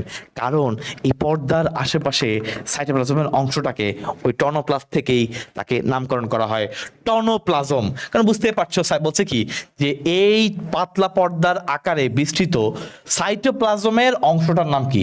সাইটোপ্লাজমের অংশ টনোপ্লাস্টের চারপাশে সাইটোপ্লাজম, টনোপ্লাজম। এই যে টনোপ্লাজম। সো এটা তোমার টনো তুমি দেখলেই বুঝবা কোষ গহ্বরকে বোঝানো হয়েছে, তোমার আর কোনো প্যারা নাই। সো টনোপ্লাজম, ঠিক আছে? আচ্ছা, ইনশাল্লাহ পরের পার্টে আসি। কোষের অভ্যন্তরে পিএইচ রক্ষা করে কোনটা? এই প্রশ্নটা আমি মাত্র পড়াইছি কোষ গহ্বর, কিন্তু আরেকটা বইয়ে কিন্তু সাইটোপ্লাজম মধ্যে আছে। সো আশা করি আমরা কোষ গহ্বর এইটাকেই আমরা কারেক্ট ধরে নিব, যেহেতু এইটা আমাদের আবুল হাসান স্যারের বইয়ে আছে। কারণ কি? কারণ ওই আমাদের মেইন বই হিসেবে কিন্তু আমরা আবুল হাসান স্যারের বইটাকেই কাউন্ট করি। তো অ্যাকচুয়ালি বাংলাদেশিটা চলে আসছে, বাট মাজেদা ম্যাডামের বইয়ে সাইটোপ্লাজম দেওয়া আছে। সো এই জন্য এটা নিয়ে একটু কনফিউশন থেকেই যায়। But I would suggest you যে তুমি কোষ গহ্বরটাকেই অ্যান্সার হিসেবে কাউন্ট করতে পারো। খেয়াল করে দেখো ভাই, নেক্সট চলে আসি। উদ্ভিদ কোষের কার্বোহাইড্রেট ফ্যাক্টরি কোনটা? মাত্র পড়াইছি, ইংলিশে আসছে কার্বোহাইড্রেট ফ্যাক্টরি। সো উত্তর হচ্ছে গোলজি বস্তু, রাইট? উত্তর হচ্ছে গোলজি বস্তু। আচ্ছা, এন্ডোপ্লাজমিক রেটিকুলামের কিছু এমসিকিউ আছে। একটা আছে মসৃণ এন্ডোপ্লাজমিক রেটিকুলাম, আর একটা হচ্ছে ভাইয়া অমসৃণ এন্ডোপ্লাজমিক রেটিকুলাম। ভাইয়া এরা নিউক্লিয়াসের কাছাকাছি থাকে, এবং যারা মসৃণ আর যারা অমসৃণ, নামটা কেন পার্থক্য হয়েছে? কারণ যারা অমসৃণ, কেন অমসৃণ, কেন সে খসখসে? কারণ তার মধ্যে কিছু দানা দানা কিছু পদার্থ থাকে, কিছু দানা থাকে, দানা থাকার কারণে খসখসে হয়। এরা হচ্ছে অ্যাকচুয়ালি রাইবোজোম। এই দানাগুলার কিছুই না ভাইয়া, এই রাইবোজোম থাকে। এই রাইবোজোম দানাগুলা থাকার কারণে এ হচ্ছে অমসৃণ হয় বা খসখসে হয়। আশা করি পারবা। আর যে মসৃণ, তার মধ্যে রাইবোজোম থাকে না। খুবই ইজি ভাইয়া, ঠিক আছে? আচ্ছা, চলে আসি নেক্সট প্রশ্নে। প্রোটিন সংশ্লেষণ করে কোনটা? মাত্রই পড়াইছি, উত্তর হচ্ছে রাইবোজোম। এটা আর বলার প্রয়োজন নাই। চলে আসি নিচে। প্রি এমআরএনএ যে অংশ ট্রান্সলেশন হয় তাকে কি বলে? খুবই সুন্দর ভাইয়া। প্রি এমআরএনএ কেন বলছে? কারণ এমআরএনএ যখন তৈরি হয় তখন তার মধ্যে এটা একটা এমআরএনএ। তো এটার মধ্যে সকল অংশগুলো ভালো না, কিছু অংশ আছে, এই যে মনে করো কিছু অংশ আছে খারাপ, এই যে নীল অংশগুলো মনে করো খারাপ। খারাপ মানে কি? খারাপ মানে হচ্ছে এগুলা থেকে প্রোটিন তৈরি হবে না, এখান থেকে ট্রান্সলেশন হবে না। ট্রান্সলেশন মানে হচ্ছে সহজ কথা প্রোটিন তৈরি হওয়া। ট্রান্সলেশন মানে হচ্ছে প্রোটিন তৈরি হওয়া। কিন্তু কিছু কিছু অংশ আছে যারা ট্রান্সলেশন করে না, এদের মধ্যে আসলে প্রোটিন তৈরি করার জন্য সিগন্যাল থাকে না। এইগুলাকে বলা হয় ইন্ট্রন্স। কি বলে? ইন্ট্রন্স। ইন্ট্রোভার্ট, ওরা ওদের ভাষা প্রকাশ করতে পারে না। তো ওদেরকে আমার দরকার নাই, এই জন্য ওদেরকে আমার কেটে ফেলতে হয়। আর যে অংশগুলো ভাষা প্রকাশ করতে পারে, মনে করো এই অংশটা পুরো ভাষা প্রকাশ করতে পারে, তাকে বলে এক্সনস। এক্সনস মানে কি? এক্সপ্রেস করতে পারে। বলে না যে তুমি তো তোমার মনের ভাষাই এক্সপ্রেস করতে পারো নাই, এক্সপ্রেস করতে পারে, যে তার ভাষা প্রকাশ করতে পারে, যে এখান থেকে প্রোটিন তৈরি হবে, তাকে বলে এক্সনস। তো আমার প্রশ্ন হচ্ছে কোন অংশটা ট্রান্সলেশন হয়, অর্থাৎ কোন অংশটা প্রোটিন তৈরি করার জন্য ব্যবহৃত করা হয়? উত্তর হচ্ছে এক্সনস। কারণ অংশ আছেই দুইটা, একটা হচ্ছে ইন্ট্রন্স আর একটা হচ্ছে এক্সনস। এক্সনস মানে এক্সপ্রেস করতে পারে, ইট মিনস তার থেকেই প্রোটিন তৈরি হয়, ঠিক আছে? তাহলে উত্তর হচ্ছে এক্সনস। এই এক্সনস থেকেই কিন্তু প্রোটিন তৈরি হবে। বুঝে গেছো তো? আর ইন্ট্রন্স গুলাকে কি করতে হবে? কেটে ফেলতে হয়। এই কেটে ফেলার এই প্রক্রিয়াটাকে বলে স্প্লাইসিং। তাহলে ভাইয়া এই কেটে ফেলার প্রক্রিয়াটাকে কি বলে? স্প্লাইসিং করা। আর এখানে যে এনজাইমটা কাজ করে, এই নামটাও কিন্তু এই স্প্লাইসিং এর সাথে মিল আছে। এই এনজাইমটার নাম হলো স্প্লাইসিওসোম। তাহলে এখানে যে এনজাইমটা আছে, এই এনজাইমটার নাম হলো স্প্লাইসিওসোম। এইটা কিন্তু তোমার মনে রাখা লাগবে। স্প্লাইসিং মানে হচ্ছে কেটে ফেলা, আর স্প্লাইসিং করতে সাহায্য করে যে এনজাইম, সেই এনজাইমের নাম হচ্ছে স্প্লাইসিওসোম। কাটবো কি? ইন্ট্রন্স কাটবো, কারণ সে ইন্ট্রোভার্টকে আমার রাখার দরকার নাই। বাদ আমি রাখবো কাকে? এক্সনকে, যে এক্সপ্রেস করে এক্সনস, তাকে আমি রাখবো। সো আশা করি সবাই পারবা ভাইয়া। এখানে তুমি শব্দগুলো বুঝছো, এক্সনস, ইন্ট্রন্স, স্প্লাইসিং। এই যে ইন্ট্রন্স গুলোকে কেটে ফেলে প্রক্রিয়াটাকে বলে স্প্লাইসিং। আর এটা আছে মিউটন, এটা এখন না, পরে মিউটেশনের জন্য আসি। কোন অঙ্গাণুটা অটোফেগি? তোমাকে পড়াইছি ভাইয়া। অটোফেগি, অটোলাইসিস বা ফ্যাগোসাইটোসিস, এই সবগুলো হচ্ছে লাইসোজোম, তাই না? পড়াইছি। এর মধ্যে এনজাইমগুলো বের হয়ে গেলে যখন অন্যান্য অঙ্গাণু, ধরো একটা কোষের এই মাইটোকন্ড্রিয়াটাকে খেয়ে ফেললো বা নিউক্লিয়াসটাকে ধ্বংস করে ফেললো, এইটাকে বলা হয় অটোফেগি। আর যখন পুরো কোষ বাদ হয়ে যাবে, পুরো কোষ শেষ, তাকে বলা হয় অটোলাইসিস। সো ভেরি গুড ভাইয়া। নেক্সট চলে আসি। এন্ডোপ্লাজমিক রেটিকুলামের গায়ে, এই যে একটাকে পড়াইছি, এন্ডোপ্লাজমিক রেটিকুলাম দুই ধরনের, মসৃণ, অমসৃণ। অমসৃণ কেন? যখন তার মধ্যে রাইবোজোম থাকবে। এই যে দানাদার বস্তু থাকে, সে হচ্ছে রাইবোজোম, পড়াইছি। এবং তার কাজ হচ্ছে প্রোটিন তৈরি করা, প্রোটিন সংশ্লেষ করা। Very good. এন্ডোসিম্বায়ন্ট বলা হয় কাকে? খেয়াল করে দেখো। অ্যাকচুয়ালি ধারণা করা হয় যে কোষ যখন প্রথম তৈরি হয়েছিল, কোষের মধ্যে মাইটোকন্ড্রিয়া এবং প্লাস্টিড ছিল না। ফার্স্টে কোষ যখন তৈরি হয়, তারপর আস্তে আস্তে মাইটোকন্ড্রিয়া এবং প্লাস্টিড তারা ছিল ব্যাকটেরিয়া। ধারণা করা হয় তারা ছিল ব্যাকটেরিয়া। পরবর্তীতে তারা কোষের মধ্যে প্রবেশ করছে, এই তাদেরকে বলে এন্ডোসিম্বায়ন। পরবর্তীতে তারা সিম্বায়াসিস করছে, মানে কোষের মধ্যে থেকে দুজন দুজনকে উপকার করে, মানে কোষকে উপকার করে এবং কোষ থেকে সে আশ্রয় পায়, জায়গা পায়, কোষ থেকে জিনিসপত্র পায়। এই যে সিম্বায়াসিস বা মিথজীবিতা তৈরি করছে, এটাকে বলে এন্ডোসিম্বায়ন। বিকজ কেন তোমার কাছে দেখো এদেরকে কেন ধারণা করা হয় ব্যাকটেরিয়া ছিল, কারণ এদের কিন্তু প্রত্যেকেরই নিজস্ব ডিএনএ আছে। সো এই দুজনের কিন্তু নিজস্ব ডিএনএ থাকে। আমরা জানি ভাইয়া ডিএনএ থাকে মূলত নিউক্লিয়াসের মধ্যে, কিন্তু দেখতে পাচ্ছি যে এই দুজনের মধ্যেও কিন্তু নিজস্ব ডিএনএ আছে। এই নিজস্ব ডিএনএ থাকার কারণে এদেরকে কিন্তু এন্ডোসিম্বায়ন বলে। তাহলে আমার অপশনে আমরা দেখবো মাইটোকন্ড্রিয়া আছে না প্লাস্টিড আছে। এই যে মাইটোকন্ড্রিয়া পেয়ে গেছি, তাহলে উত্তর হচ্ছে এখানে মাইটোকন্ড্রিয়া। ভাইয়া তোমরা কি ভাইয়ার ক্লাস ঠিক মতো বুঝতে পারছো? কেমন লাগছে অবশ্যই জানাবা, ঠিক আছে? আচ্ছা ভাইয়া, আমি খুব বেশি সময় নিলে আবার তুমি প্যারায় পড়ে যাবা, এই জন্য আমি খুব ফাস্ট টানতেছি, ঠিক আছে? যদি আমি অনেক কথা বলতেছি কিন্তু অনেক দ্রুত ইনশাল্লাহ পড়াচ্ছি। অক্সিডেটিভ ফসফোরাইলেশন সংঘটিত কোথায়? ভাইয়া খেয়াল করে দেখো, এখানে বলছে অক্সিডেটিভ ফসফোরাইলেশন, মানে অক্সিজেন লাগে, রাইট? আচ্ছা, আর একটা শব্দ আছে, একটা হচ্ছে ফটো ফসফোরাইলেশন। Photo phosphorylation. এবার খেলা দেখো, খেলাটা খুবই সুন্দর, খেলা খুবই সুন্দর। খেলাটা দেখো, যখন এখানে ফটো আছে ভাইয়া, ফটো মানে হচ্ছে আলো। তুমি বলো তো আলোর কাজ কোন অঙ্গাণু করে? আলো নিয়ে কাজ কে করে? ক্লোরোপ্লাস্ট। সো যদি বলতো ফটো ফসফোরাইলেশন কোথায় হয়, এইটার উত্তর হচ্ছে ক্লোরোপ্লাস্ট, কারণ সূর্যের আলো ব্যবহার করে খাদ্য তৈরি করে।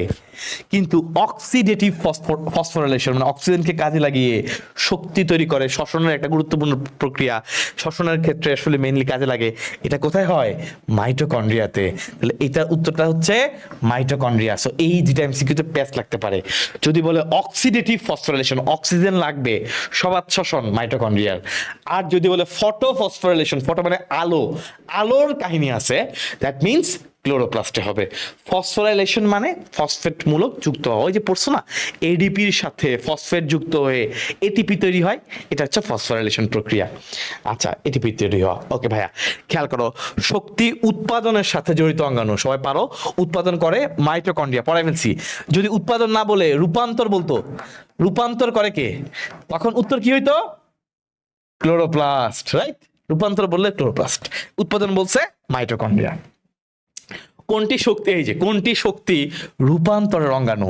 মাই ডিয়ার লাভলি বয়েজ, খেয়াল করেন, রূপান্তরের অঙ্গাণু হচ্ছে ক্লোরোপ্লাস্ট। ভাই মাত্র কিছুক্ষণ আগে পড়ে আসছি। ওকে মাই বয়, চলো নিচের কোনটিতে কোয়ান্টোজোম পাওয়া যায়? এইটা খুবই খুবই ইম্পর্টেন্ট একটা প্রশ্ন। দেখো কোয়ান্টোজোম কিভাবে মনে রাখবা, কতে কোয়ান্টোজোম, কতে ক্লোরোপ্লাস্ট। ইনশাল্লাহ এই টেকনিক দিয়ে তুমি অ্যাটলিস্ট মনে রাখো, এমসিকিউতে পার পেয়ে যাবা। কতে কোয়ান্টোজোম, কতে ক্লোরোপ্লাস্ট। তাহলে আরেকটা শব্দ আছে ভাইয়া, অক্সিজোম। প্যাচ লাগতেই পারে, রাইট? পরীক্ষা হলে সোম সোম দেখে তো মনে হয় ভালো আসতে পারো। অক্সিজোম, এই অক্সিজ দন্তস্ব বলে প্রকৃতিও বলে, সমস্যা নাই। এই অক্সিজোম পাওয়া যায় মাইটোকন্ড্রিয়াতে, ঠিক আছে? যেখানে অক্সি, দেখো ভাই অক্সি দিয়ে যা পাইছো বুঝতে পারছো সব মাইটোকন্ড্রিয়া, রাইট? কতে কোয়ান্টোজোম, কতে ক্লোরোপ্লাস্ট। আর অক্সি দিয়ে যা পাচ্ছ, অক্সিজোম, অক্সিডেটিভ ফসফোরিলেশন, সবই হচ্ছে মাইটোকন্ড্রিয়া। ফাইন। সেন্ট্রিওল কে আবিষ্কার করেন? ভেরি ভেরি ভেরি ইম্পর্টেন্ট ভাইয়া। সেন্ট্রিওল আবিষ্কার করেছে হচ্ছে ভ্যান ব্যান্ডেন। সেন্ট্রিওল আবিষ্কার করেছেন ভ্যান ব্যান্ডেন। খেয়াল করে দেখো, এই সেন্ট্রিওল কিন্তু প্রাণী কোষের একটা স্পেসিফিক বৈশিষ্ট্য। যদি উদ্ভিদ কোষের মধ্যেও এখন অনেক কাহিনী আছে, কোথাও কোথাও আছে, কোথাও কোথাও নাই, সেটা তুমি চাইলে পড়তে পারো। যেমন ডায়াটমের মধ্যে থাকে না, ইস্টের মধ্যে থাকে না, আবৃতবীজী উদ্ভিদের মধ্যে থাকে না, এবং প্রাণী কোষের মধ্যেও তোমার, আচ্ছা এটা লিখে দিই, ধরো কোথায় থাকে না সেন্ট্রিওল, কোথায় কোথায় থাকে না, ভেরি ইম্পর্টেন্ট। আবৃতবীজী উদ্ভিদ মানে আম গাছ, জাম গাছ, কাঁঠাল গাছ, লিচু গাছ, এদের মধ্যে থাকে না। এরপরে মনে করো যে ইস্ট মাত্র পড়াইছি, এই ইস্টের মধ্যে থাকে না, ডায়াটমের মধ্যে থাকে না। Very very very important. এই যে ভাইয়া প্রাণী কোষ, প্রাণী কোষের মধ্যেও আরবিসি এবং অনুচক্রিকা, এদের মধ্যে কিন্তু সেন্ট্রিওল থাকে না, ঠিক আছে? এমনকি তোমার যে নিউরন, নিউরনের যে সেন্ট্রিওল থাকে এটাও ইনঅ্যাক্টিভ থাকে বা নিষ্ক্রিয় থাকে, যেন সংখ্যা বৃদ্ধি করতে না পারে। এবং তোমরা জানো নিউরনের কিন্তু কখনোই সংখ্যা বৃদ্ধি হয় না, কারণ সেন্ট্রিওলটা নিষ্ক্রিয় থাকে। ওকে ফাইন, তাহলে সেন্ট্রিওলের মধ্যে অলরেডি বিজ্ঞানের নামটা পড়লাম। সেন্ট্রিওলের মধ্যে কিন্তু 9টা ত্রয়ী অনুনালিকা থাকে, ত্রয়ী অনুনালিকা থাকে। হ্যাঁ, এটা তোমার কনসেপশন আমি একাডেমিক ক্লাসে পড়াইছি। ত্রয়ী মানে হচ্ছে 3টা, এরকম করে 3টা নালিকা, 1 2 3, এরকম করে 3টার প্যাকেজ, 1 2 3, আবার 1 2 3 1 2 3, এরকম করে প্যাকেট, একটা প্যাকেট একটা প্যাকেট একটা প্যাকেট, এরকম করে মোট 9টা প্যাকেট থাকে। ঠিক আছে, 9টা ত্রয়ী অনুনালিকা নিয়ে সেন্ট্রিওল গঠিত হয়। এবং সেন্ট্রিওলের কাজ পরীক্ষায় এমসিকিউর জন্য ভেরি ইম্পর্টেন্ট, মনে রাখবা তন্তু রিলেটেড যা কিছু আছে সব কিছু সেন্ট্রিওল তৈরি করে। কিরকম ভাইয়া দেখো, এই যে শুক্রাণুর লেজ তন্তু না, কে তৈরি করে? সেন্ট্রিওল। কোষ বিভাজনের সময় পড়ছো না স্পিন্ডল যন্ত্র, পড়ছো না? এখানে কি ছিল? মাকুতন্তু, কে তৈরি করে? তন্তু, সেন্ট্রিওল। এবার কোষের মধ্যে পড়ছো না যে সিলিয়া ফ্লাজেলা নড়াচড়া করে, তন্তু, তো তন্তু মানেই সেন্ট্রিওল। তাহলে সিলিয়া ফ্লাজেলা তৈরি করে, মাকুতন্তু তৈরি করে, শুক্রাণুর লেজ তৈরি করে। ওকে ভাইজান, ইনশাল্লাহ পারবা। কোষ বিভাজনকালে লাভলি মাকুতন্তু তৈরি করে কে? তন্তু পেলেই আই লাভ ইউ, তন্তু পেলেই সেন্ট্রিওল, তন্তু পেলেই উত্তর কি হবে? সেন্ট্রিওল। ভাইয়া নেক্সট কোশ্চেনে চলে আসি, নিউক্লিয়াসের উপাদান কোনটা? ভেরি ভেরি ভেরি ইম্পর্টেন্ট ভাই, নিউক্লিয়াসের উপাদান এটা পারে না এমন কোনো স্টুডেন্ট নাই। নিউক্লিয়াসের মধ্যে তোমরা জানো, নিউক্লিয়াসের মধ্যে ধরো এটা হচ্ছে নিউক্লিয়াস, এ হচ্ছে নিউক্লিয়াস, রাইট? তোমরা জানো নিউক্লিয়াসের যে মেমব্রেন, এটাকে আমরা বলি নিউক্লিয়ার মেমব্রেন, এবং এটা দুইটা দ্বিস্তরী মেমব্রেন, খুবই ইম্পর্টেন্ট, দুইটা দ্বিস্তরী মেমব্রেন। এখানে ছিদ্র, এই ছিদ্রগুলা কিন্তু ভেরি ইম্পর্টেন্ট, এই ছিদ্রগুলা কিন্তু প্রোটিন দিয়ে নিয়ন্ত্রিত হয়, প্রোটিন দিয়ে নিয়ন্ত্রিত হয়, এবং সবচেয়ে বড় প্রোটিনটার নাম হচ্ছে ট্রান্সপোর্টার। ঠিক আছে, আচ্ছা, এখান থেকে কারণ এই ছিদ্র তো কন্ট্রোল হবেই, দরজা লাগবেই। প্রায় 8টার মতো প্রোটিন গ্রানুল থাকে, প্রোটিন দানা থাকে 8টার মতো, 8টা, যারা নিয়ন্ত্রণ করে। সবচেয়ে বড়টাকে বলে ট্রান্সপোর্টার। এটা হচ্ছে তোমার নিউক্লিওলাস, এটা কি? নিউক্লিওলাস। এরপর এটা হচ্ছে ক্রোমাটিন জালিকা, এটা হচ্ছে ক্রোমাটিন জালিকা। এই ক্রোমাটিন জালিকার মধ্যে থাকে ক্রোমোজোম, আর এই ক্রোমোজোমের মধ্যে কি থাকে? ডিএনএ থাকে, তোমরা সবাই জানো। ডিএনএ এর মধ্যে থাকে জিন, তাই না? গুড। এই ডিএনএ কে বলা হয় master molecule. Very very very important, DNA কে কি বলে? Master molecule. আচ্ছা ফাইন, চলে আসি নেক্সট। কোনটি ক্যারিও লিম্ফ নামে পরিচিত? খেয়াল করে দেখো ভাইয়া, এই যে নিউক্লিয়াসের ছবিটা ভাইয়া আঁকছিলাম, এই নিউক্লিয়াসের মধ্যে এই যে মাতৃকা থাকে বা ম্যাট্রিক্স থাকে, এই ম্যাট্রিক্সটাকে বলা হয় ক্যারিও লিম্ফ বা নিউক্লিওপ্লাজম, জাস্ট অপর নাম। তাহলে ম্যাট্রিক্সটাই হচ্ছে ক্যারিও লিম্ফ অথবা নিউক্লিওপ্লাজম। সো আমাদের অ্যান্সার হচ্ছে এই নিউক্লিওপ্লাজম। তাহলে ক্যারিও লিম্ফ অথবা নিউক্লিওপ্লাজম। ভাইয়া চলে আসি নেক্সট প্রশ্নে। সর্বপ্রথম ক্রোমোজোম কে আবিষ্কার করেছেন? ভেরি ভেরি ভেরি ইম্পর্টেন্ট, কারণ ক্রোমোজোম থেকে কিছু এমসিকিউ তোমার পরীক্ষায় আসার চান্স একদম বেশি। তুমি খেয়াল করো, উদ্ভিদ কোষের নিউক্লিয়াসে, ভাইয়া উদ্ভিদ কোষের নিউক্লিয়াসে ক্রোমোজোম প্রত্যক্ষ করছেন কে? দেখো, প্রথম ক্রোমোজোম প্রত্যক্ষ করছেন হচ্ছে কার্ল নাগলি, এখানে কিন্তু বিজ্ঞানীকে লেখা নাই।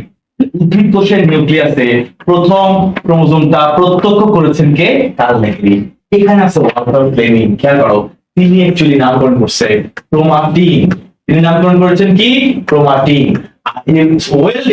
এই ওয়েলডিয়ার যে আছে, তিনি নামকরণ করেছেন ক্রোমোজোম। সো আমাদের এই ক্রোমোজোমের বেলায় আমরা উত্তর দেখাবো ওয়েলডিয়ার। ভেরি গুড, কারণ এখানে আমাদের 3টা জিনিস কিন্তু আলাদা এমসিকিউ। যদি ক্রোমাটিন বলতো তাহলে দেখাতাম ওয়াল্টার ফ্লেমিং, আর যেহেতু ক্রোমোজোমের আবিষ্কারক বলেছে দেখাবো কি? ওয়েলডিয়ার।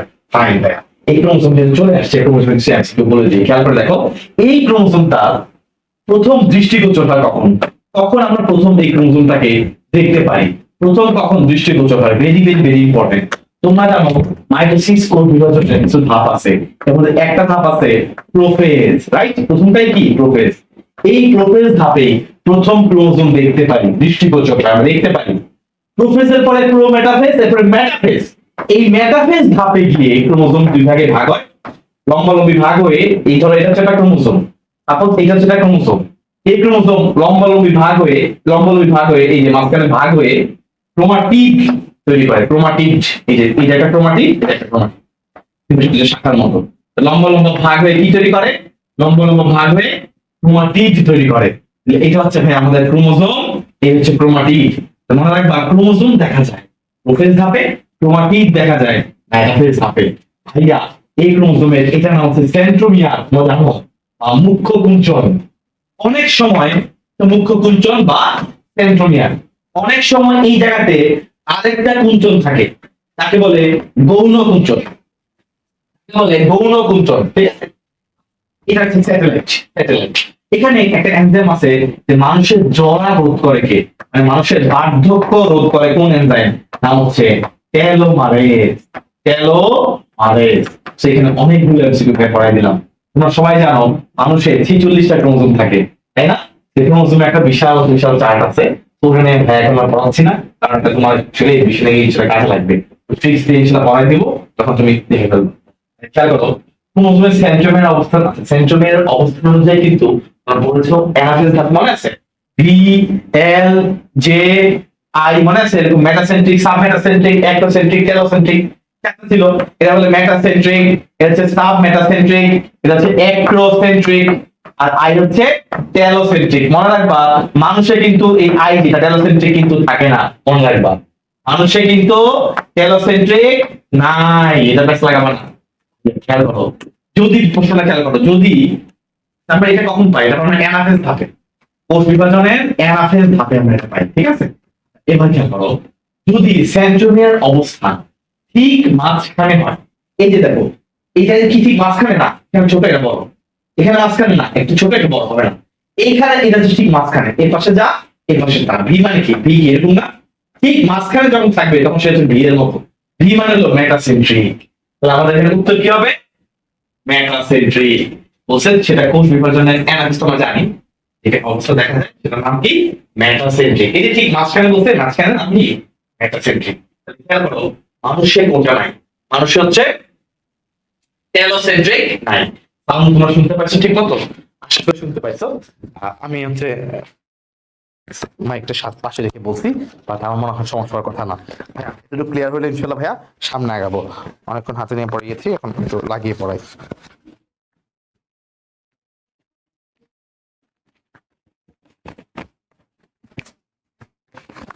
ওকে ফাইন, তাহলে ভাইয়া এতটুকু পর্যন্ত ক্লিয়ার। পরের এমসিকিউ চলে যায়। খেয়াল করো, কোষীয় কোন অঙ্গাণু বংশগতির উপাদান বহন করে? আমরা জানি বংশগতির উপাদান ডিএনএ টা আলটিমেটলি ক্রোমোজোমের মধ্যে থাকে, রাইট? তো উত্তর হচ্ছে ক্রোমোজোম। এটা খুবই সিম্পল এমসিকিউ, এটা খুবই ইজি। দেখছো বোর্ডের প্রশ্ন কিন্তু আহামরি কঠিন আসে না, কারণ বললাম না পুরো হোল বাংলাদেশ চিন্তা করে। তো এই জন্য মোস্ট ইম্পর্টেন্ট যে পার্টগুলো আছে এগুলো কখনোই ভুল করা যাবে না, এটা হচ্ছে মূল কথা। তুমি বাকিগুলো হয়তো কোনো কারণে ভুল হইতেও পারে। নেক্সট চলে আসি, আরএনএ তে থাইমিনের পরিবর্তে খুবই সুন্দর একটা জিনিস দেখো, ডিএনএ এর মধ্যেও নাইট্রোজেন বেজ আছে, আবার আরএনএ এর মধ্যেও নাইট্রোজেন বেজ আছে। পার্থক্যটা কি তোমাদের মনে আছে? ডিএনএ মধ্যে থাকে adenine, guanine, cytosine, thymine, uracil. মনে আছে ভাইয়া? এডিনিন এবং গুয়ানিনকে বলা হয় পাইরিন, পাইরিন আর সরি পাইরিন না, not purine, purine, purine, purine আর সাইটোসিন, থায়ামিন, ইউরাসিল এদেরকে বলা হয় পাইরিমিডিন, এদেরকে বলা হয় পাইরিমিডিন। আচ্ছা, এটা হচ্ছে টোটাল নাইট্রোজেন বেস। ডিএনএ এর মধ্যে থাকে সাইটোসিন এবং থায়ামিন, আর আরএনএ এর মধ্যে থাকে সাইটোসিন এবং ইউরাসিল। এই যে থায়ামিন যেটা, এই থায়ামিনটা আরএনএ এর মধ্যে থাকে না, আবার ডিএনএ তে ইউরাসিল থাকে না। এই হচ্ছে কাহিনী। নাইট্রোজেন বেস হচ্ছে দুই রকমের, একটা হচ্ছে পিউরিন, একটা পাইরিমিডিন। পিউরিন কারা? এডিনিন এবং গুয়ানিন। পাইরিমিডিন কারা? সাইটোসিন, থায়ামিন এবং ইউরাসিল। এই এডিনিন, গুয়ানিন, সাইটোসিন সবার মধ্যে আছে, আর থায়ামিন যেটা, এটা শুধুমাত্র ডিএনএ তে থাকে। আর থায়ামিনের পরিবর্তে আয়রনের মধ্যে থাকে uracil. That is the most important thing. তোমরা জানো, দেখো এডিনিনের সাথে থায়ামিনের দুইটা হাইড্রোজেন বন্ধন থাকে, আবার সাইটোসিনের সাথে গুয়ানিনের থাকে তিনটা হাইড্রোজেন বন্ধন। এখানে দেখো বলছে থায়ামিনের পরিবর্তে কোনটা থাকে? আমরা জানি আরএনএ তে থায়ামিনের পরিবর্তে থাকে ইউরাসিল। আরএনএ কিন্তু এক সূত্রক, একটা মাত্র সুতা, বুঝছো? এবং এক সুতা। আর ডিএনএ হচ্ছে দুই সুতা, এই যে দুই সুতা। ঠিক আছে, ইনশাল্লাহ পারবা। চলে আসি নেক্সট। কোনটি মাস্টার মলিকুল নামে পরিচিত? অনেকবার ভাই বলছি, মাস্টার মলিকুল হচ্ছে আর কেউই না, ডিএনএ। সো ডিএনএ মানে deoxy ribo nucleic acid, right? Deoxy মানে অক্সিজেন নাই, দুই নাম্বার কার্বনে অক্সিজেন থাকে না, এই জন্য বলে ডিঅক্সি রাইবো নিউক্লিক অ্যাসিড। দুইটা সুতা, একটা 5 প্রাইম থেকে 3 প্রাইম, আর একটা তার উল্টা, সম্পূরক সুতা বলে 3 প্রাইম থেকে 5 প্রাইম। ঠিক আছে ভাইয়া, ইনশাল্লাহ পারবেন। এই ডিএনএ এর মধ্যেই থাকে জিন, এই ডিএনএ এর মধ্যেই থাকে জিন, একটা নির্দিষ্ট অংশ হচ্ছে জিন, যে বৈশিষ্ট্য প্রকাশ করে প্রোটিন তৈরি করার মাধ্যমে। চলে আসি নেক্সট প্রশ্ন, আরএনএ কে হাইড্রোলাইসিস করলে কি পাওয়া যায়? আচ্ছা ভাইয়া, এখানে আরেকটা এমসিকিউ একটু পরে আসি। দেখো এই যে ক্রোমোজোম, এই ক্রোমোজোমটা আসলে কিভাবে তৈরি হয়? ক্রোমোজোমের মধ্যে থাকে দুইটা জিনিস, একটা হচ্ছে ডিএনএ, একটা হচ্ছে প্রোটিন। কি প্রোটিন? একটা হচ্ছে হিস্টোন প্রোটিন, আর হলো প্রোটামিন। এই দুই ধরনের প্রোটিন থাকে, তবে অ্যাকচুয়ালি হিস্টোনটাই সবচেয়ে বেশি থাকে এবং এটাই পরীক্ষায় আসে লাগাবা। প্রোটামিন মূলত শুক্রাণুর মধ্যে একটু বেশি পাওয়া যায়, সেলমিন মাসে শুক্রাণু বই আছে, দেখবা অনেক কিছু আছে, দরকার নেই, তুমি হিস্টোনটা বেশি মনে রাখবা। সো ক্রোমোজোমের মধ্যে ডিএনএ এবং প্রোটিন থাকে। এবং তোমাদেরকে ভাইয়া একটা ট্রিক্স বলছি কিনা জানি না, মনে রাখবা এই অধ্যায়ের যত অনুপাত আছে সবকিছু 1:1। পরীক্ষায় যদি আসে ক্রোমোজোমের মধ্যে ডিএনএ এবং প্রোটিনের অনুপাত কত, উত্তর হচ্ছে 1:1, কারণ এই চ্যাপ্টারের ম্যাক্সিমাম অনুপাত অ্যাকচুয়ালি তোমাদের আবুল হাসান স্যারের বইয়ে যতগুলো অনুপাত দেওয়া আছে ভাইয়া সবগুলো হচ্ছে 1:1। এটা খুব ইজি একটা ট্রিক্স।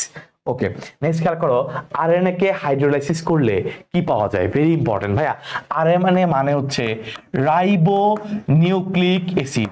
আমি আসতেছি, খেয়াল করো, এইটা মূলত তৈরি হয় রাইবোজ শর্করা এবং নিউক্লিক অ্যাসিড। ভেরি ইম্পর্টেন্ট ভাইয়া, এই আরএনএ হচ্ছে 5 রকমের।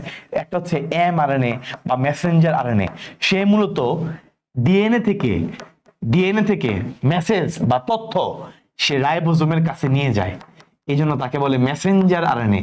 তথ্য যেহেতু নিয়ে যায়, মেসেঞ্জারের মতো কাজ করে, এই জন্য তাকে বলে মেসেঞ্জার আরএনএ। টিআরএনএ বা ট্রান্সফার আরএনএ, এ কি ট্রান্সফার করে, যার কারণে তার নাম ট্রান্সফার আরএনএ। সে মূলত ভাইয়া মাথায় করে আমিষ তৈরির যে কাঁচামাল, তাকে আমরা বলি অ্যামাইনো অ্যাসিড, সে মূলত মাথায় করে অ্যামাইনো অ্যাসিডকে ট্রান্সফার করে, রাইট? এমআরএনএ, টিআরএনএ, খেয়াল করো, এরপর হচ্ছে জিআরএনএ আছে। জিআরএনএ মানে জেনেটিক আরএনএ, যার ডিএনএ নাই তার ক্ষেত্রে আরএনএটাই জেনেটিক বস্তু হিসেবে কাজ করে। মোস্ট ইম্পর্টেন্ট, সবচেয়ে বেশি থাকে আরএনএ, আর মানে হচ্ছে রাইবোজোমাল। তো রাইবোজোমে যে আরএনএ আছে এটাই হচ্ছে আরএনএ, এবং এটার পরিমাণ সবচেয়ে বেশি, দেখবা প্রায় 80-90% হচ্ছে রাইবোজোমাল আরএনএ, সবচেয়ে বেশি পরিমাণে থাকে, কারণ রাইবোজোম তো অনেক আছে কোষের মধ্যে। তো রাইবোজোমাল আরএনএ। লাস্টে আরেকটা আছে মাইনর আরএনএ, এটা বেসিক্যালি ভাইয়া এনজাইম হিসেবে কাজ করে। এই যে ভাইয়া মুখে মুখে যে এমসিকিউ গুলো বললাম, অ্যাকচুয়ালি এখান থেকে পরীক্ষা প্রশ্নগুলা চলে আসে। তো আশা করি ইনশাআল্লাহ এখান থেকে প্রশ্নগুলা কেউ মিস করবে না। তাহলে ভাই দেখো, আরএনএ এর মধ্যে কি কি উপাদান আছে। আমরা জানি আরএনএ এর মধ্যে ডিঅক্সিরাইবোজ নাই, ডিঅক্সিরাইবোজ হচ্ছে ডিএনএ এর বৈশিষ্ট্য, রাইট?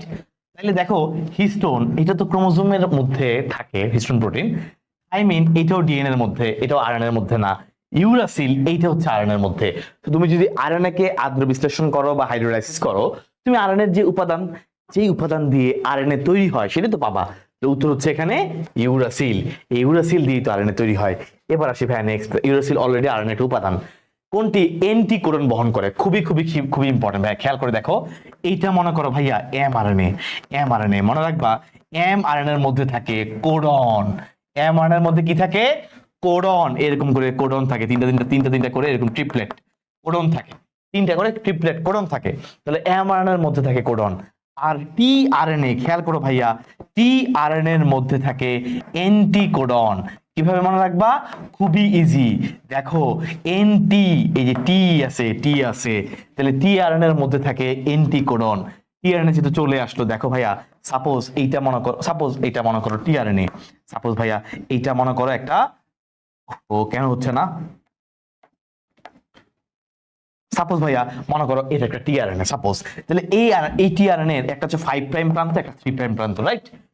এই যে এই টিআরএনএ এর মধ্যে থাকে অ্যান্টিকোডন, এখানে থাকে হচ্ছে অ্যান্টিকোডন। এবার খেয়াল করে দেখো, খুবই ইম্পর্টেন্ট একটা প্রশ্ন, এই যে 3 প্রাইম প্রান্তটা যেটা আছে, একটা প্রান্ত, এই প্রান্তে একটা ধারায় বেস থাকে, মানে খাট থাকে, সি সি এ, সাইটোসিন এডিনিন। এই সিসিএ এরকম ধারায় বেস পরীক্ষা আসে, যে এরকম ধারায় বা এই সিসিএ এরকম আকারে, এই সজ্জায়, এই ধারায় কোন প্রান্তে বেসগুলা সজ্জিত থাকে? টিআরএনএ এর কোন প্রান্তে? দেখো তুমি কিভাবে মনে রাখবা, এখানে কয়টা আছে ভাইয়া? 1টা 2টা 3টা, তার মানে 3 প্রাইম প্রান্তে। এমসিকিউর জন্য ইনশাআল্লাহ পারফেক্ট। সো অ্যান্টিকোডন টিআরএনএ, টি দেখে বুঝছি উত্তর হচ্ছে এই টিআরএনএ। চলে আসি ভাইয়া নেক্সট প্রশ্নে, ডিএনএ প্রতিলিপনের সময় হাইড্রোজেন বন্ধনী ভেঙে দেয় কোন এনজাইম? দেখো ডিএনএ প্রতিলিপন মানে হচ্ছে replication. Very very very important ভাইয়া। দেখো রেপ্লিকেশনের প্রধান এনজাইম কোনটা? ভাইয়া রেপ্লিকেশন মানে হচ্ছে, খেয়াল করো, তোমাকে বিষয়টা বুঝতে হবে যে কি তৈরি হয়, রাইট? দেখো ডিএনএ রেপ্লিকেশন মানে হচ্ছে ডিএনএ থেকে ডিএনএ তৈরি হয়, তাই না ভাইয়া? তাহলে ডিএনএ তৈরি হয়, তোমাকে দেখতে হবে যে অ্যাকচুয়ালি কি তৈরি হয়। আমি দেখতে পাচ্ছি এখানে ডিএনএ তৈরি হয়, তো যেটা তৈরি হয় এটার সাথে তুমি যদি পলিমারেজ ওয়ার্ডটা লাগাই দাও, পলিমারেজ মানে অনেক বড় করতেছে বা ডিএনএ তৈরি হচ্ছে, পলিমার তৈরি করতেছে, তাকে বলে পলিমারেজ এনজাইম। সো যেটা তৈরি হয় তার সাথে তুমি লাগাই দিবা পলিমারেজ, সেটাই হচ্ছে প্রধান এনজাইম। কেন বললাম? এখানে তো দুইটাই ডিএনএ, বাট তোমার পরীক্ষা যদি রেপ্লিকেশন না আসে, পরীক্ষায় যদি আসে যে ট্রান্সক্রিপশনের প্রধান এনজাইম কোনটা, ট্রান্সক্রিপশনের প্রধান এনজাইম কোনটা, তখন তুমি কি অ্যান্সার করবে? খেয়াল করো, ট্রান্সক্রিপশন মানে হচ্ছে ডিএনএ থেকে আরএনএ তৈরি হওয়া বা এমআরএনএ তৈরি হওয়া। তাহলে কি বলছিলাম যে তোমাকে দেখতে হবে কি তৈরি হচ্ছে, তুমি দেখতে পাচ্ছ আরএনএ তৈরি হচ্ছে, তার মানে এখানে এনজাইমটা বা প্রধান এনজাইমটার নাম হলো আরএনএ পলিমারেজ। এই ট্রিক্সটা দিয়ে ইনশাআল্লাহ তুমি মনে রাখলে তুমি অনেকদিন পরীক্ষার আগেও মনে রাখতে পারবা। ভাইয়া শেষ। এবার দেখি এখানে অনেকগুলো এনজাইম আছে আর অনেক এমসিকিউ আছে, খেয়াল করো ভাইয়া। একটা সুতা আছে ডিএনএ যখন তৈরি হয়, একটা সুতা নিরবচ্ছিন্ন ভাবে তৈরি হয়, কোনো থামাথামি নাই, তাকে বলে লিডিং সুতা। কি বলে? লিডিং সুতা। জাস্ট এমসিকিউ পার্ট পড়াচ্ছি। আর একটা সুতা আছে যেটা থেমে থেমে থেমে থেমে তৈরি হয়, একটু মানে ধাক্কা ধাক্কা ধাক্কা ধাক্কা হয়, ল্যাগ করে, বলে না যে আমার, বলো না, শুনছো না যে কম্পিউটার ল্যাগ করছে, স্পিড নাই, আটকাচ্ছে, এই যে আটকে আটকে তৈরি হয়, তাকে বলে লেগিং সুতা। কি বলে? লেগিং সুতা। এই লেগিং সুতা যে আটকায়, এই প্রত্যেকটা যে খণ্ড তৈরি হয়, একটা করে খণ্ড, একটু চলে আটকায়, একটু চলে আটকায়, এই প্রত্যেকটা খণ্ডকে বলে ওকাজাকি খণ্ড। ওকাজাকি খণ্ড। তো লেগিং সুতায় তুমি যে খণ্ড পাবা, সে খণ্ডের নাম হলো ওকাজাকি খণ্ড। এই খণ্ডগুলোকে জোড়া লাগায় যে এনজাইম, তার নাম হলো লাইগেজ। এই ওকাজাকি খণ্ডগুলোকে জোড়া লাগায় লাইগেজ, জোড়া লাগায় লাইগেজ। মনে রাখবে লাইগেশন মানে জোড়া লাগানো, আটকানো। সো জোড়া লাগায় লাইগেজ। এখন আসি এই প্রশ্নটায়, হাইড্রোজেন বন্ধনী। দেখো এডিনিনের সাথে থায়ামিন দুইটা হাইড্রোজেন বন্ধন, সাইটোসিনের সাথে গুয়ানিন তিনটা হাইড্রোজেন বন্ধন। এই হাইড্রোজেন বন্ধনগুলোকে ভাঙে যে এনজাইম, তার নাম হচ্ছে ভাইয়া হেলিকেজ। সো এটার অ্যান্সার কি হবে? হেলিকেজ। হতে হেলিকেজ, হতে হাইড্রোজেন বন্ধন। দেখো প্রাইমেজ, এটার কাজ হচ্ছে প্রাইমার তৈরি করা। প্রাইমার কি জিনিস? মনে রাখবা, প্রাইমার হচ্ছে একটা ছোট্ট আরএনএ। ডিএনএ তৈরি হওয়ার সময় শুরুতে একটা ছোট্ট আরএনএ তৈরি হইতে হয়, তাকে বলে প্রাইমার। সো প্রাইমার তৈরি করে প্রাইমেজ। পলিমার্স তো পড়াইছি, লাইগেজও পড়াই ফেলছি। এই যে জোড়া লাগায় ওকাজাকি খণ্ডগুলোকে লাইগেজ। ইনশাআল্লাহ পারবে। এখানে অনেকগুলো এমসিকিউ কিন্তু, ঠিক আছে ভাইয়া? আচ্ছা এরপরে চলে আসি আরএনএ তৈরির প্রক্রিয়া। মাত্র বললাম আরএনএ তৈরি হওয়ার প্রক্রিয়াকে বলা হয় ট্রান্সক্রিপশন। আর আরএনএ থেকে যখন প্রোটিন তৈরি হয় তাকে বলা হয় ট্রান্সলেশন। সিস্টেমটা হচ্ছে এরকম যে ডিএনএ থেকে ফার্স্টে আরএনএ তৈরি হয়, এই আরএনএ তৈরি হওয়াটাকে বলা হয় ট্রান্সক্রিপশন। ট্রান্সক্রিপশন, খেয়াল করো, ট্রান্সক্রিপশন, ট্রান্সক্রিপশন।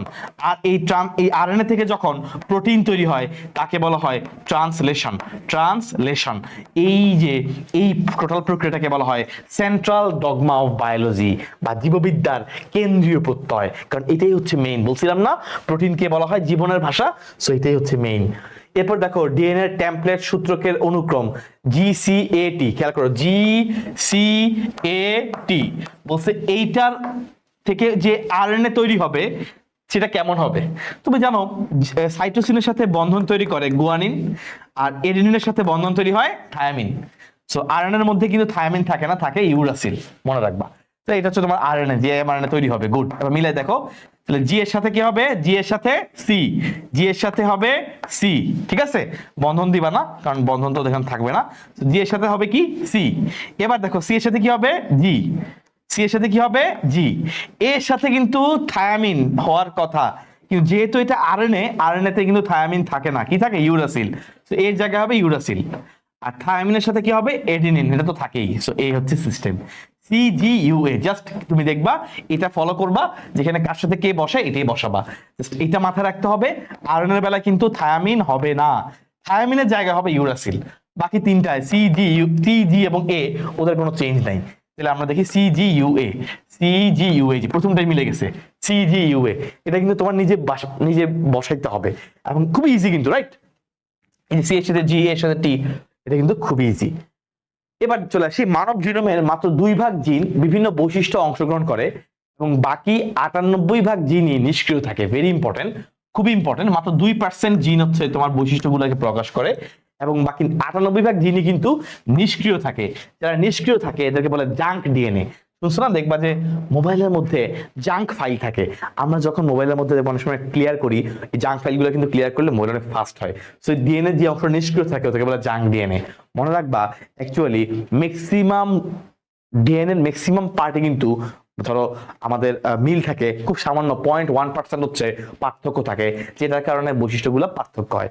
চলে আসি ভাই নেক্সট প্রশ্নে, কোডন এইউজি। আচ্ছা, যখন প্রোটিন তৈরি হয়, প্রোটিন তৈরি হওয়ার মনে রাখবা, প্রোটিন তৈরি হয় অসংখ্য অ্যামাইনো অ্যাসিড দিয়ে, কারণ প্রোটিন হচ্ছে অসংখ্য অ্যামাইনো অ্যাসিডের পলিমার। ভাইয়া প্রথম যে অ্যামাইনো অ্যাসিড, ফার্স্ট যে অ্যামাইনো অ্যাসিড সবার মধ্যে কমন, সবার মধ্যেই থাকবে প্রথম, তার নাম হচ্ছে মেথিওনিন। তাহলে প্রথম যে অ্যামাইনো অ্যাসিড তার নাম হচ্ছে মেথিওনিন। এই মেথিওনিনকে নির্দেশ করে যে কোডন, তার নাম হচ্ছে AUG। তাহলে আমাদের প্রশ্ন হচ্ছে এর AUG কোন অ্যামাইনো অ্যাসিডকে নির্দেশ করে? উত্তর হচ্ছে মেথিওনিন।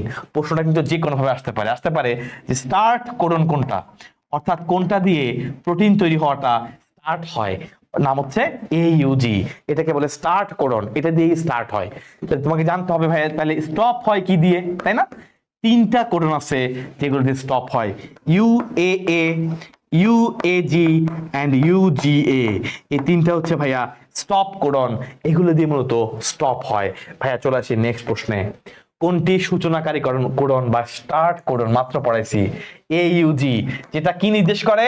যেটা নির্দেশ করে মেথিওনিন। মনে রাখবা, সকল প্রোটিন তৈরি হওয়ার জন্য মেথিওনিন লাগবেই, শুরুতে মেথিওনিন লাগবেই, মাস্ট।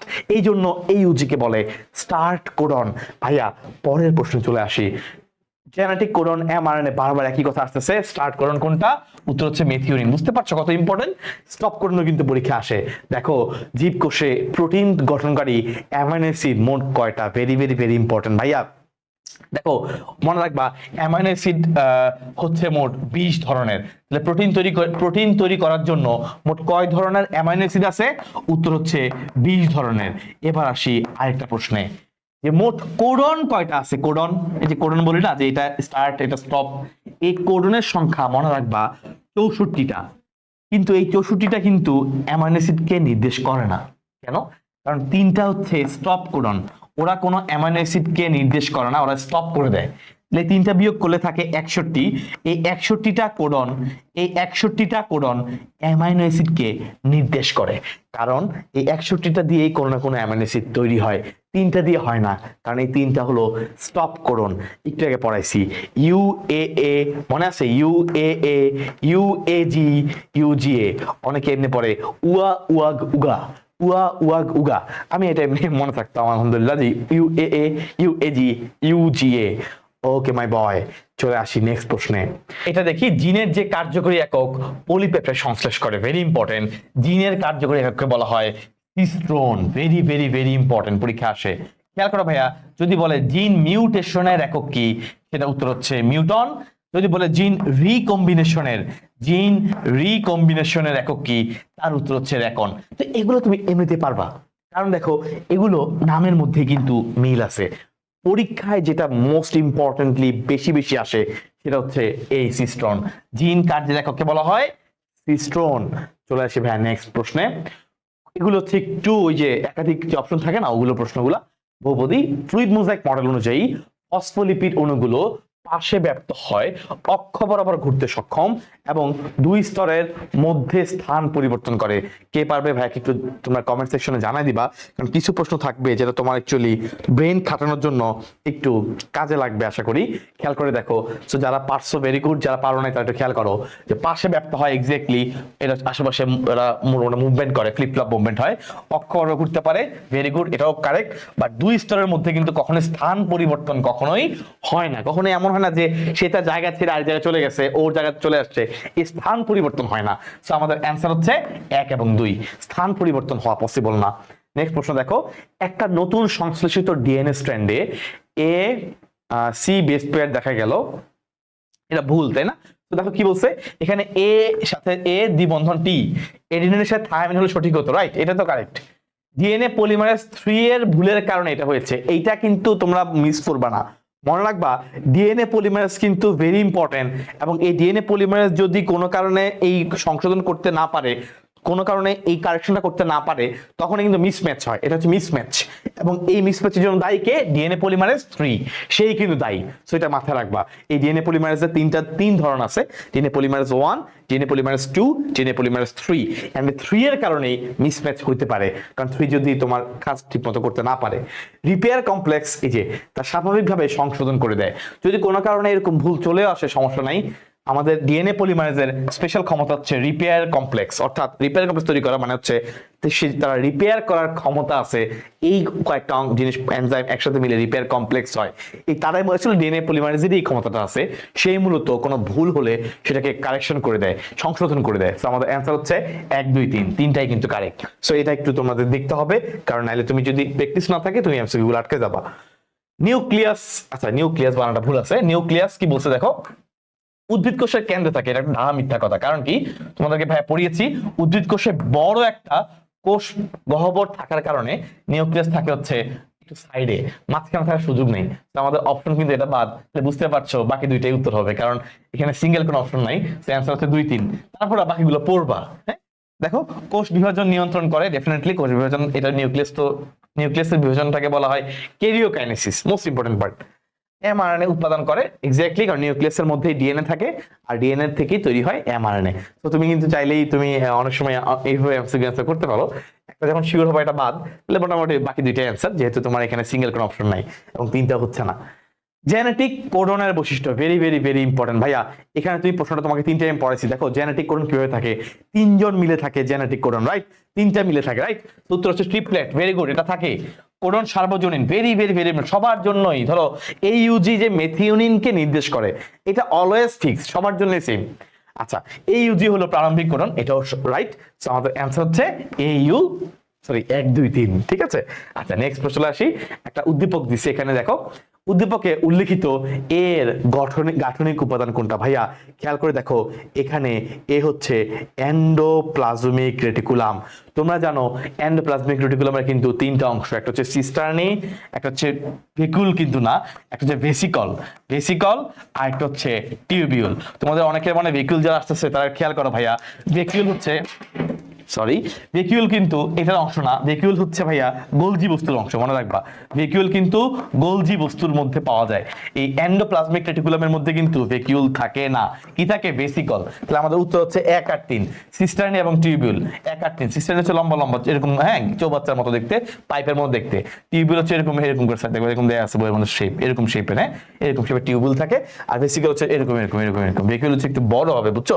তো এটা অ্যাকচুয়ালি ভেকিউলটা গোলজি বস্তুর অংশ, এই এন্ডোপ্লাজমিক রেটিকুলামের অংশ না। আচ্ছা, এবার এ এবং বি উভয়ের ক্ষেত্রে কোনটা সাদৃশ্যপূর্ণ? খুবই সুন্দর একটা জিনিস বলছে, এ এবং বি দুইজনের কিন্তু সাদৃশ্যটা তুমি খেয়াল করো, একটা হচ্ছে এন্ডোপ্লাজমিক রেটিকুলাম, একটা হচ্ছে গোলজি বস্তু।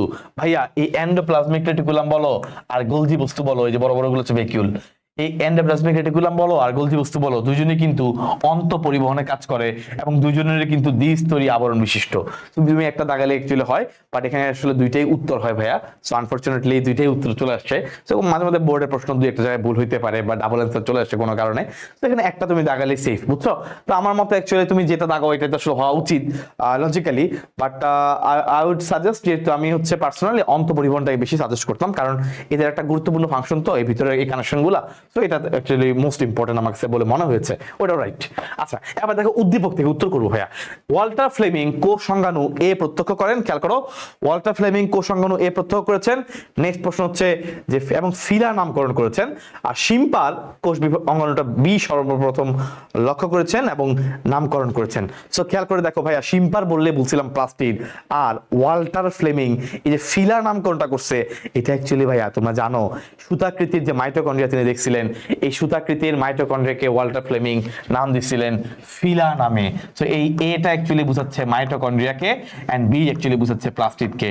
এন্ড আসলে কিন্তু সিকিউর জন্য এই দুইটাই বেশি ইম্পর্টেন্ট প্রথম অংশটা থেকে।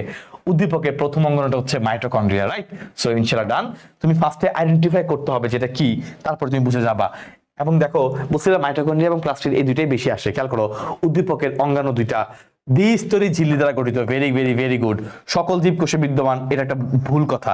তুমি দেখো কারণ কি, সে এই প্লাস্টিড কিন্তু শুধুমাত্র উদ্ভিদ কোষে আছে, প্লাস্টিড কিন্তু প্রাণী কোষে নাই। তাহলে 3 নাম্বারটা বাদ গেলে 1 আর 2 হচ্ছে অ্যান্সার। তুমি এমনি বুঝতে পারতেছো, তাই না? একটা অলরেডি বাদ গেছে, তুমি বুঝে গেছো 1 আর 2 অ্যান্সার। অনেক প্রশ্ন এভাবে অ্যান্সার করতে হবে, প্যাস লাগতে পারে, তখন তুমি একটা শিওর বাদ দিবা, তাহলে তুমি উত্তর পেয়ে যাবা। আর বাদ দিতে যদি দিতে না পারো তখন 3টাই উত্তর হবে, এটাই সিম্পল। আচ্ছা, এডিপি কে এটিপিতে রূপান্তর করে তুমি জানো, ফসফোরিলেশনের কাহিনীগুলো পড়াইছি। অক্সিডেটিভ ফসফোরিলেশন আর একটা হচ্ছে ফটোফসফোরিলেশন। বাট ফসফোরিলেশন দুইটাতেই ঘটে, দুইটাতেই কমন। একটা অক্সিজেন লাগে অক্সিডেটিভ, আর একটা হচ্ছে ফটো, আলো দিয়ে হয়, ঠিক আছে? আচ্ছা, সো আলহামদুলিল্লাহ আমাদের আজকের ওয়ান শট ক্লাসটি এখানে আলহামদুলিল্লাহ শেষ হয়ে যাচ্ছে। So thanks to all of you যারা এই চ্যানেলে নতুন, চ্যানেলটিকে সাবস্ক্রাইব করবে এন্ড কি বলে বেল আইকনটি প্রেস করে রাখলে মোস্ট প্রবাবলি তোমাদের নোটিফিকেশন সবার আগে যাবে এবং ভিডিওগুলো তোমরা আগে পাবা। সো ইনশাআল্লাহ এই টোটাল জার্নিতে I am trying to support you, এবং আমি বিশ্বাস করি ইনশাআল্লাহ I will receive the same feedback from all of you, and obviously ক্লাসটা কেমন লেগেছে কমেন্ট করে জানাবে। সেই পর্যন্ত সবাই অনেক বেশি ভালো থাকবেন, সুস্থ থাকবেন। আল্লাহ হাফেজ।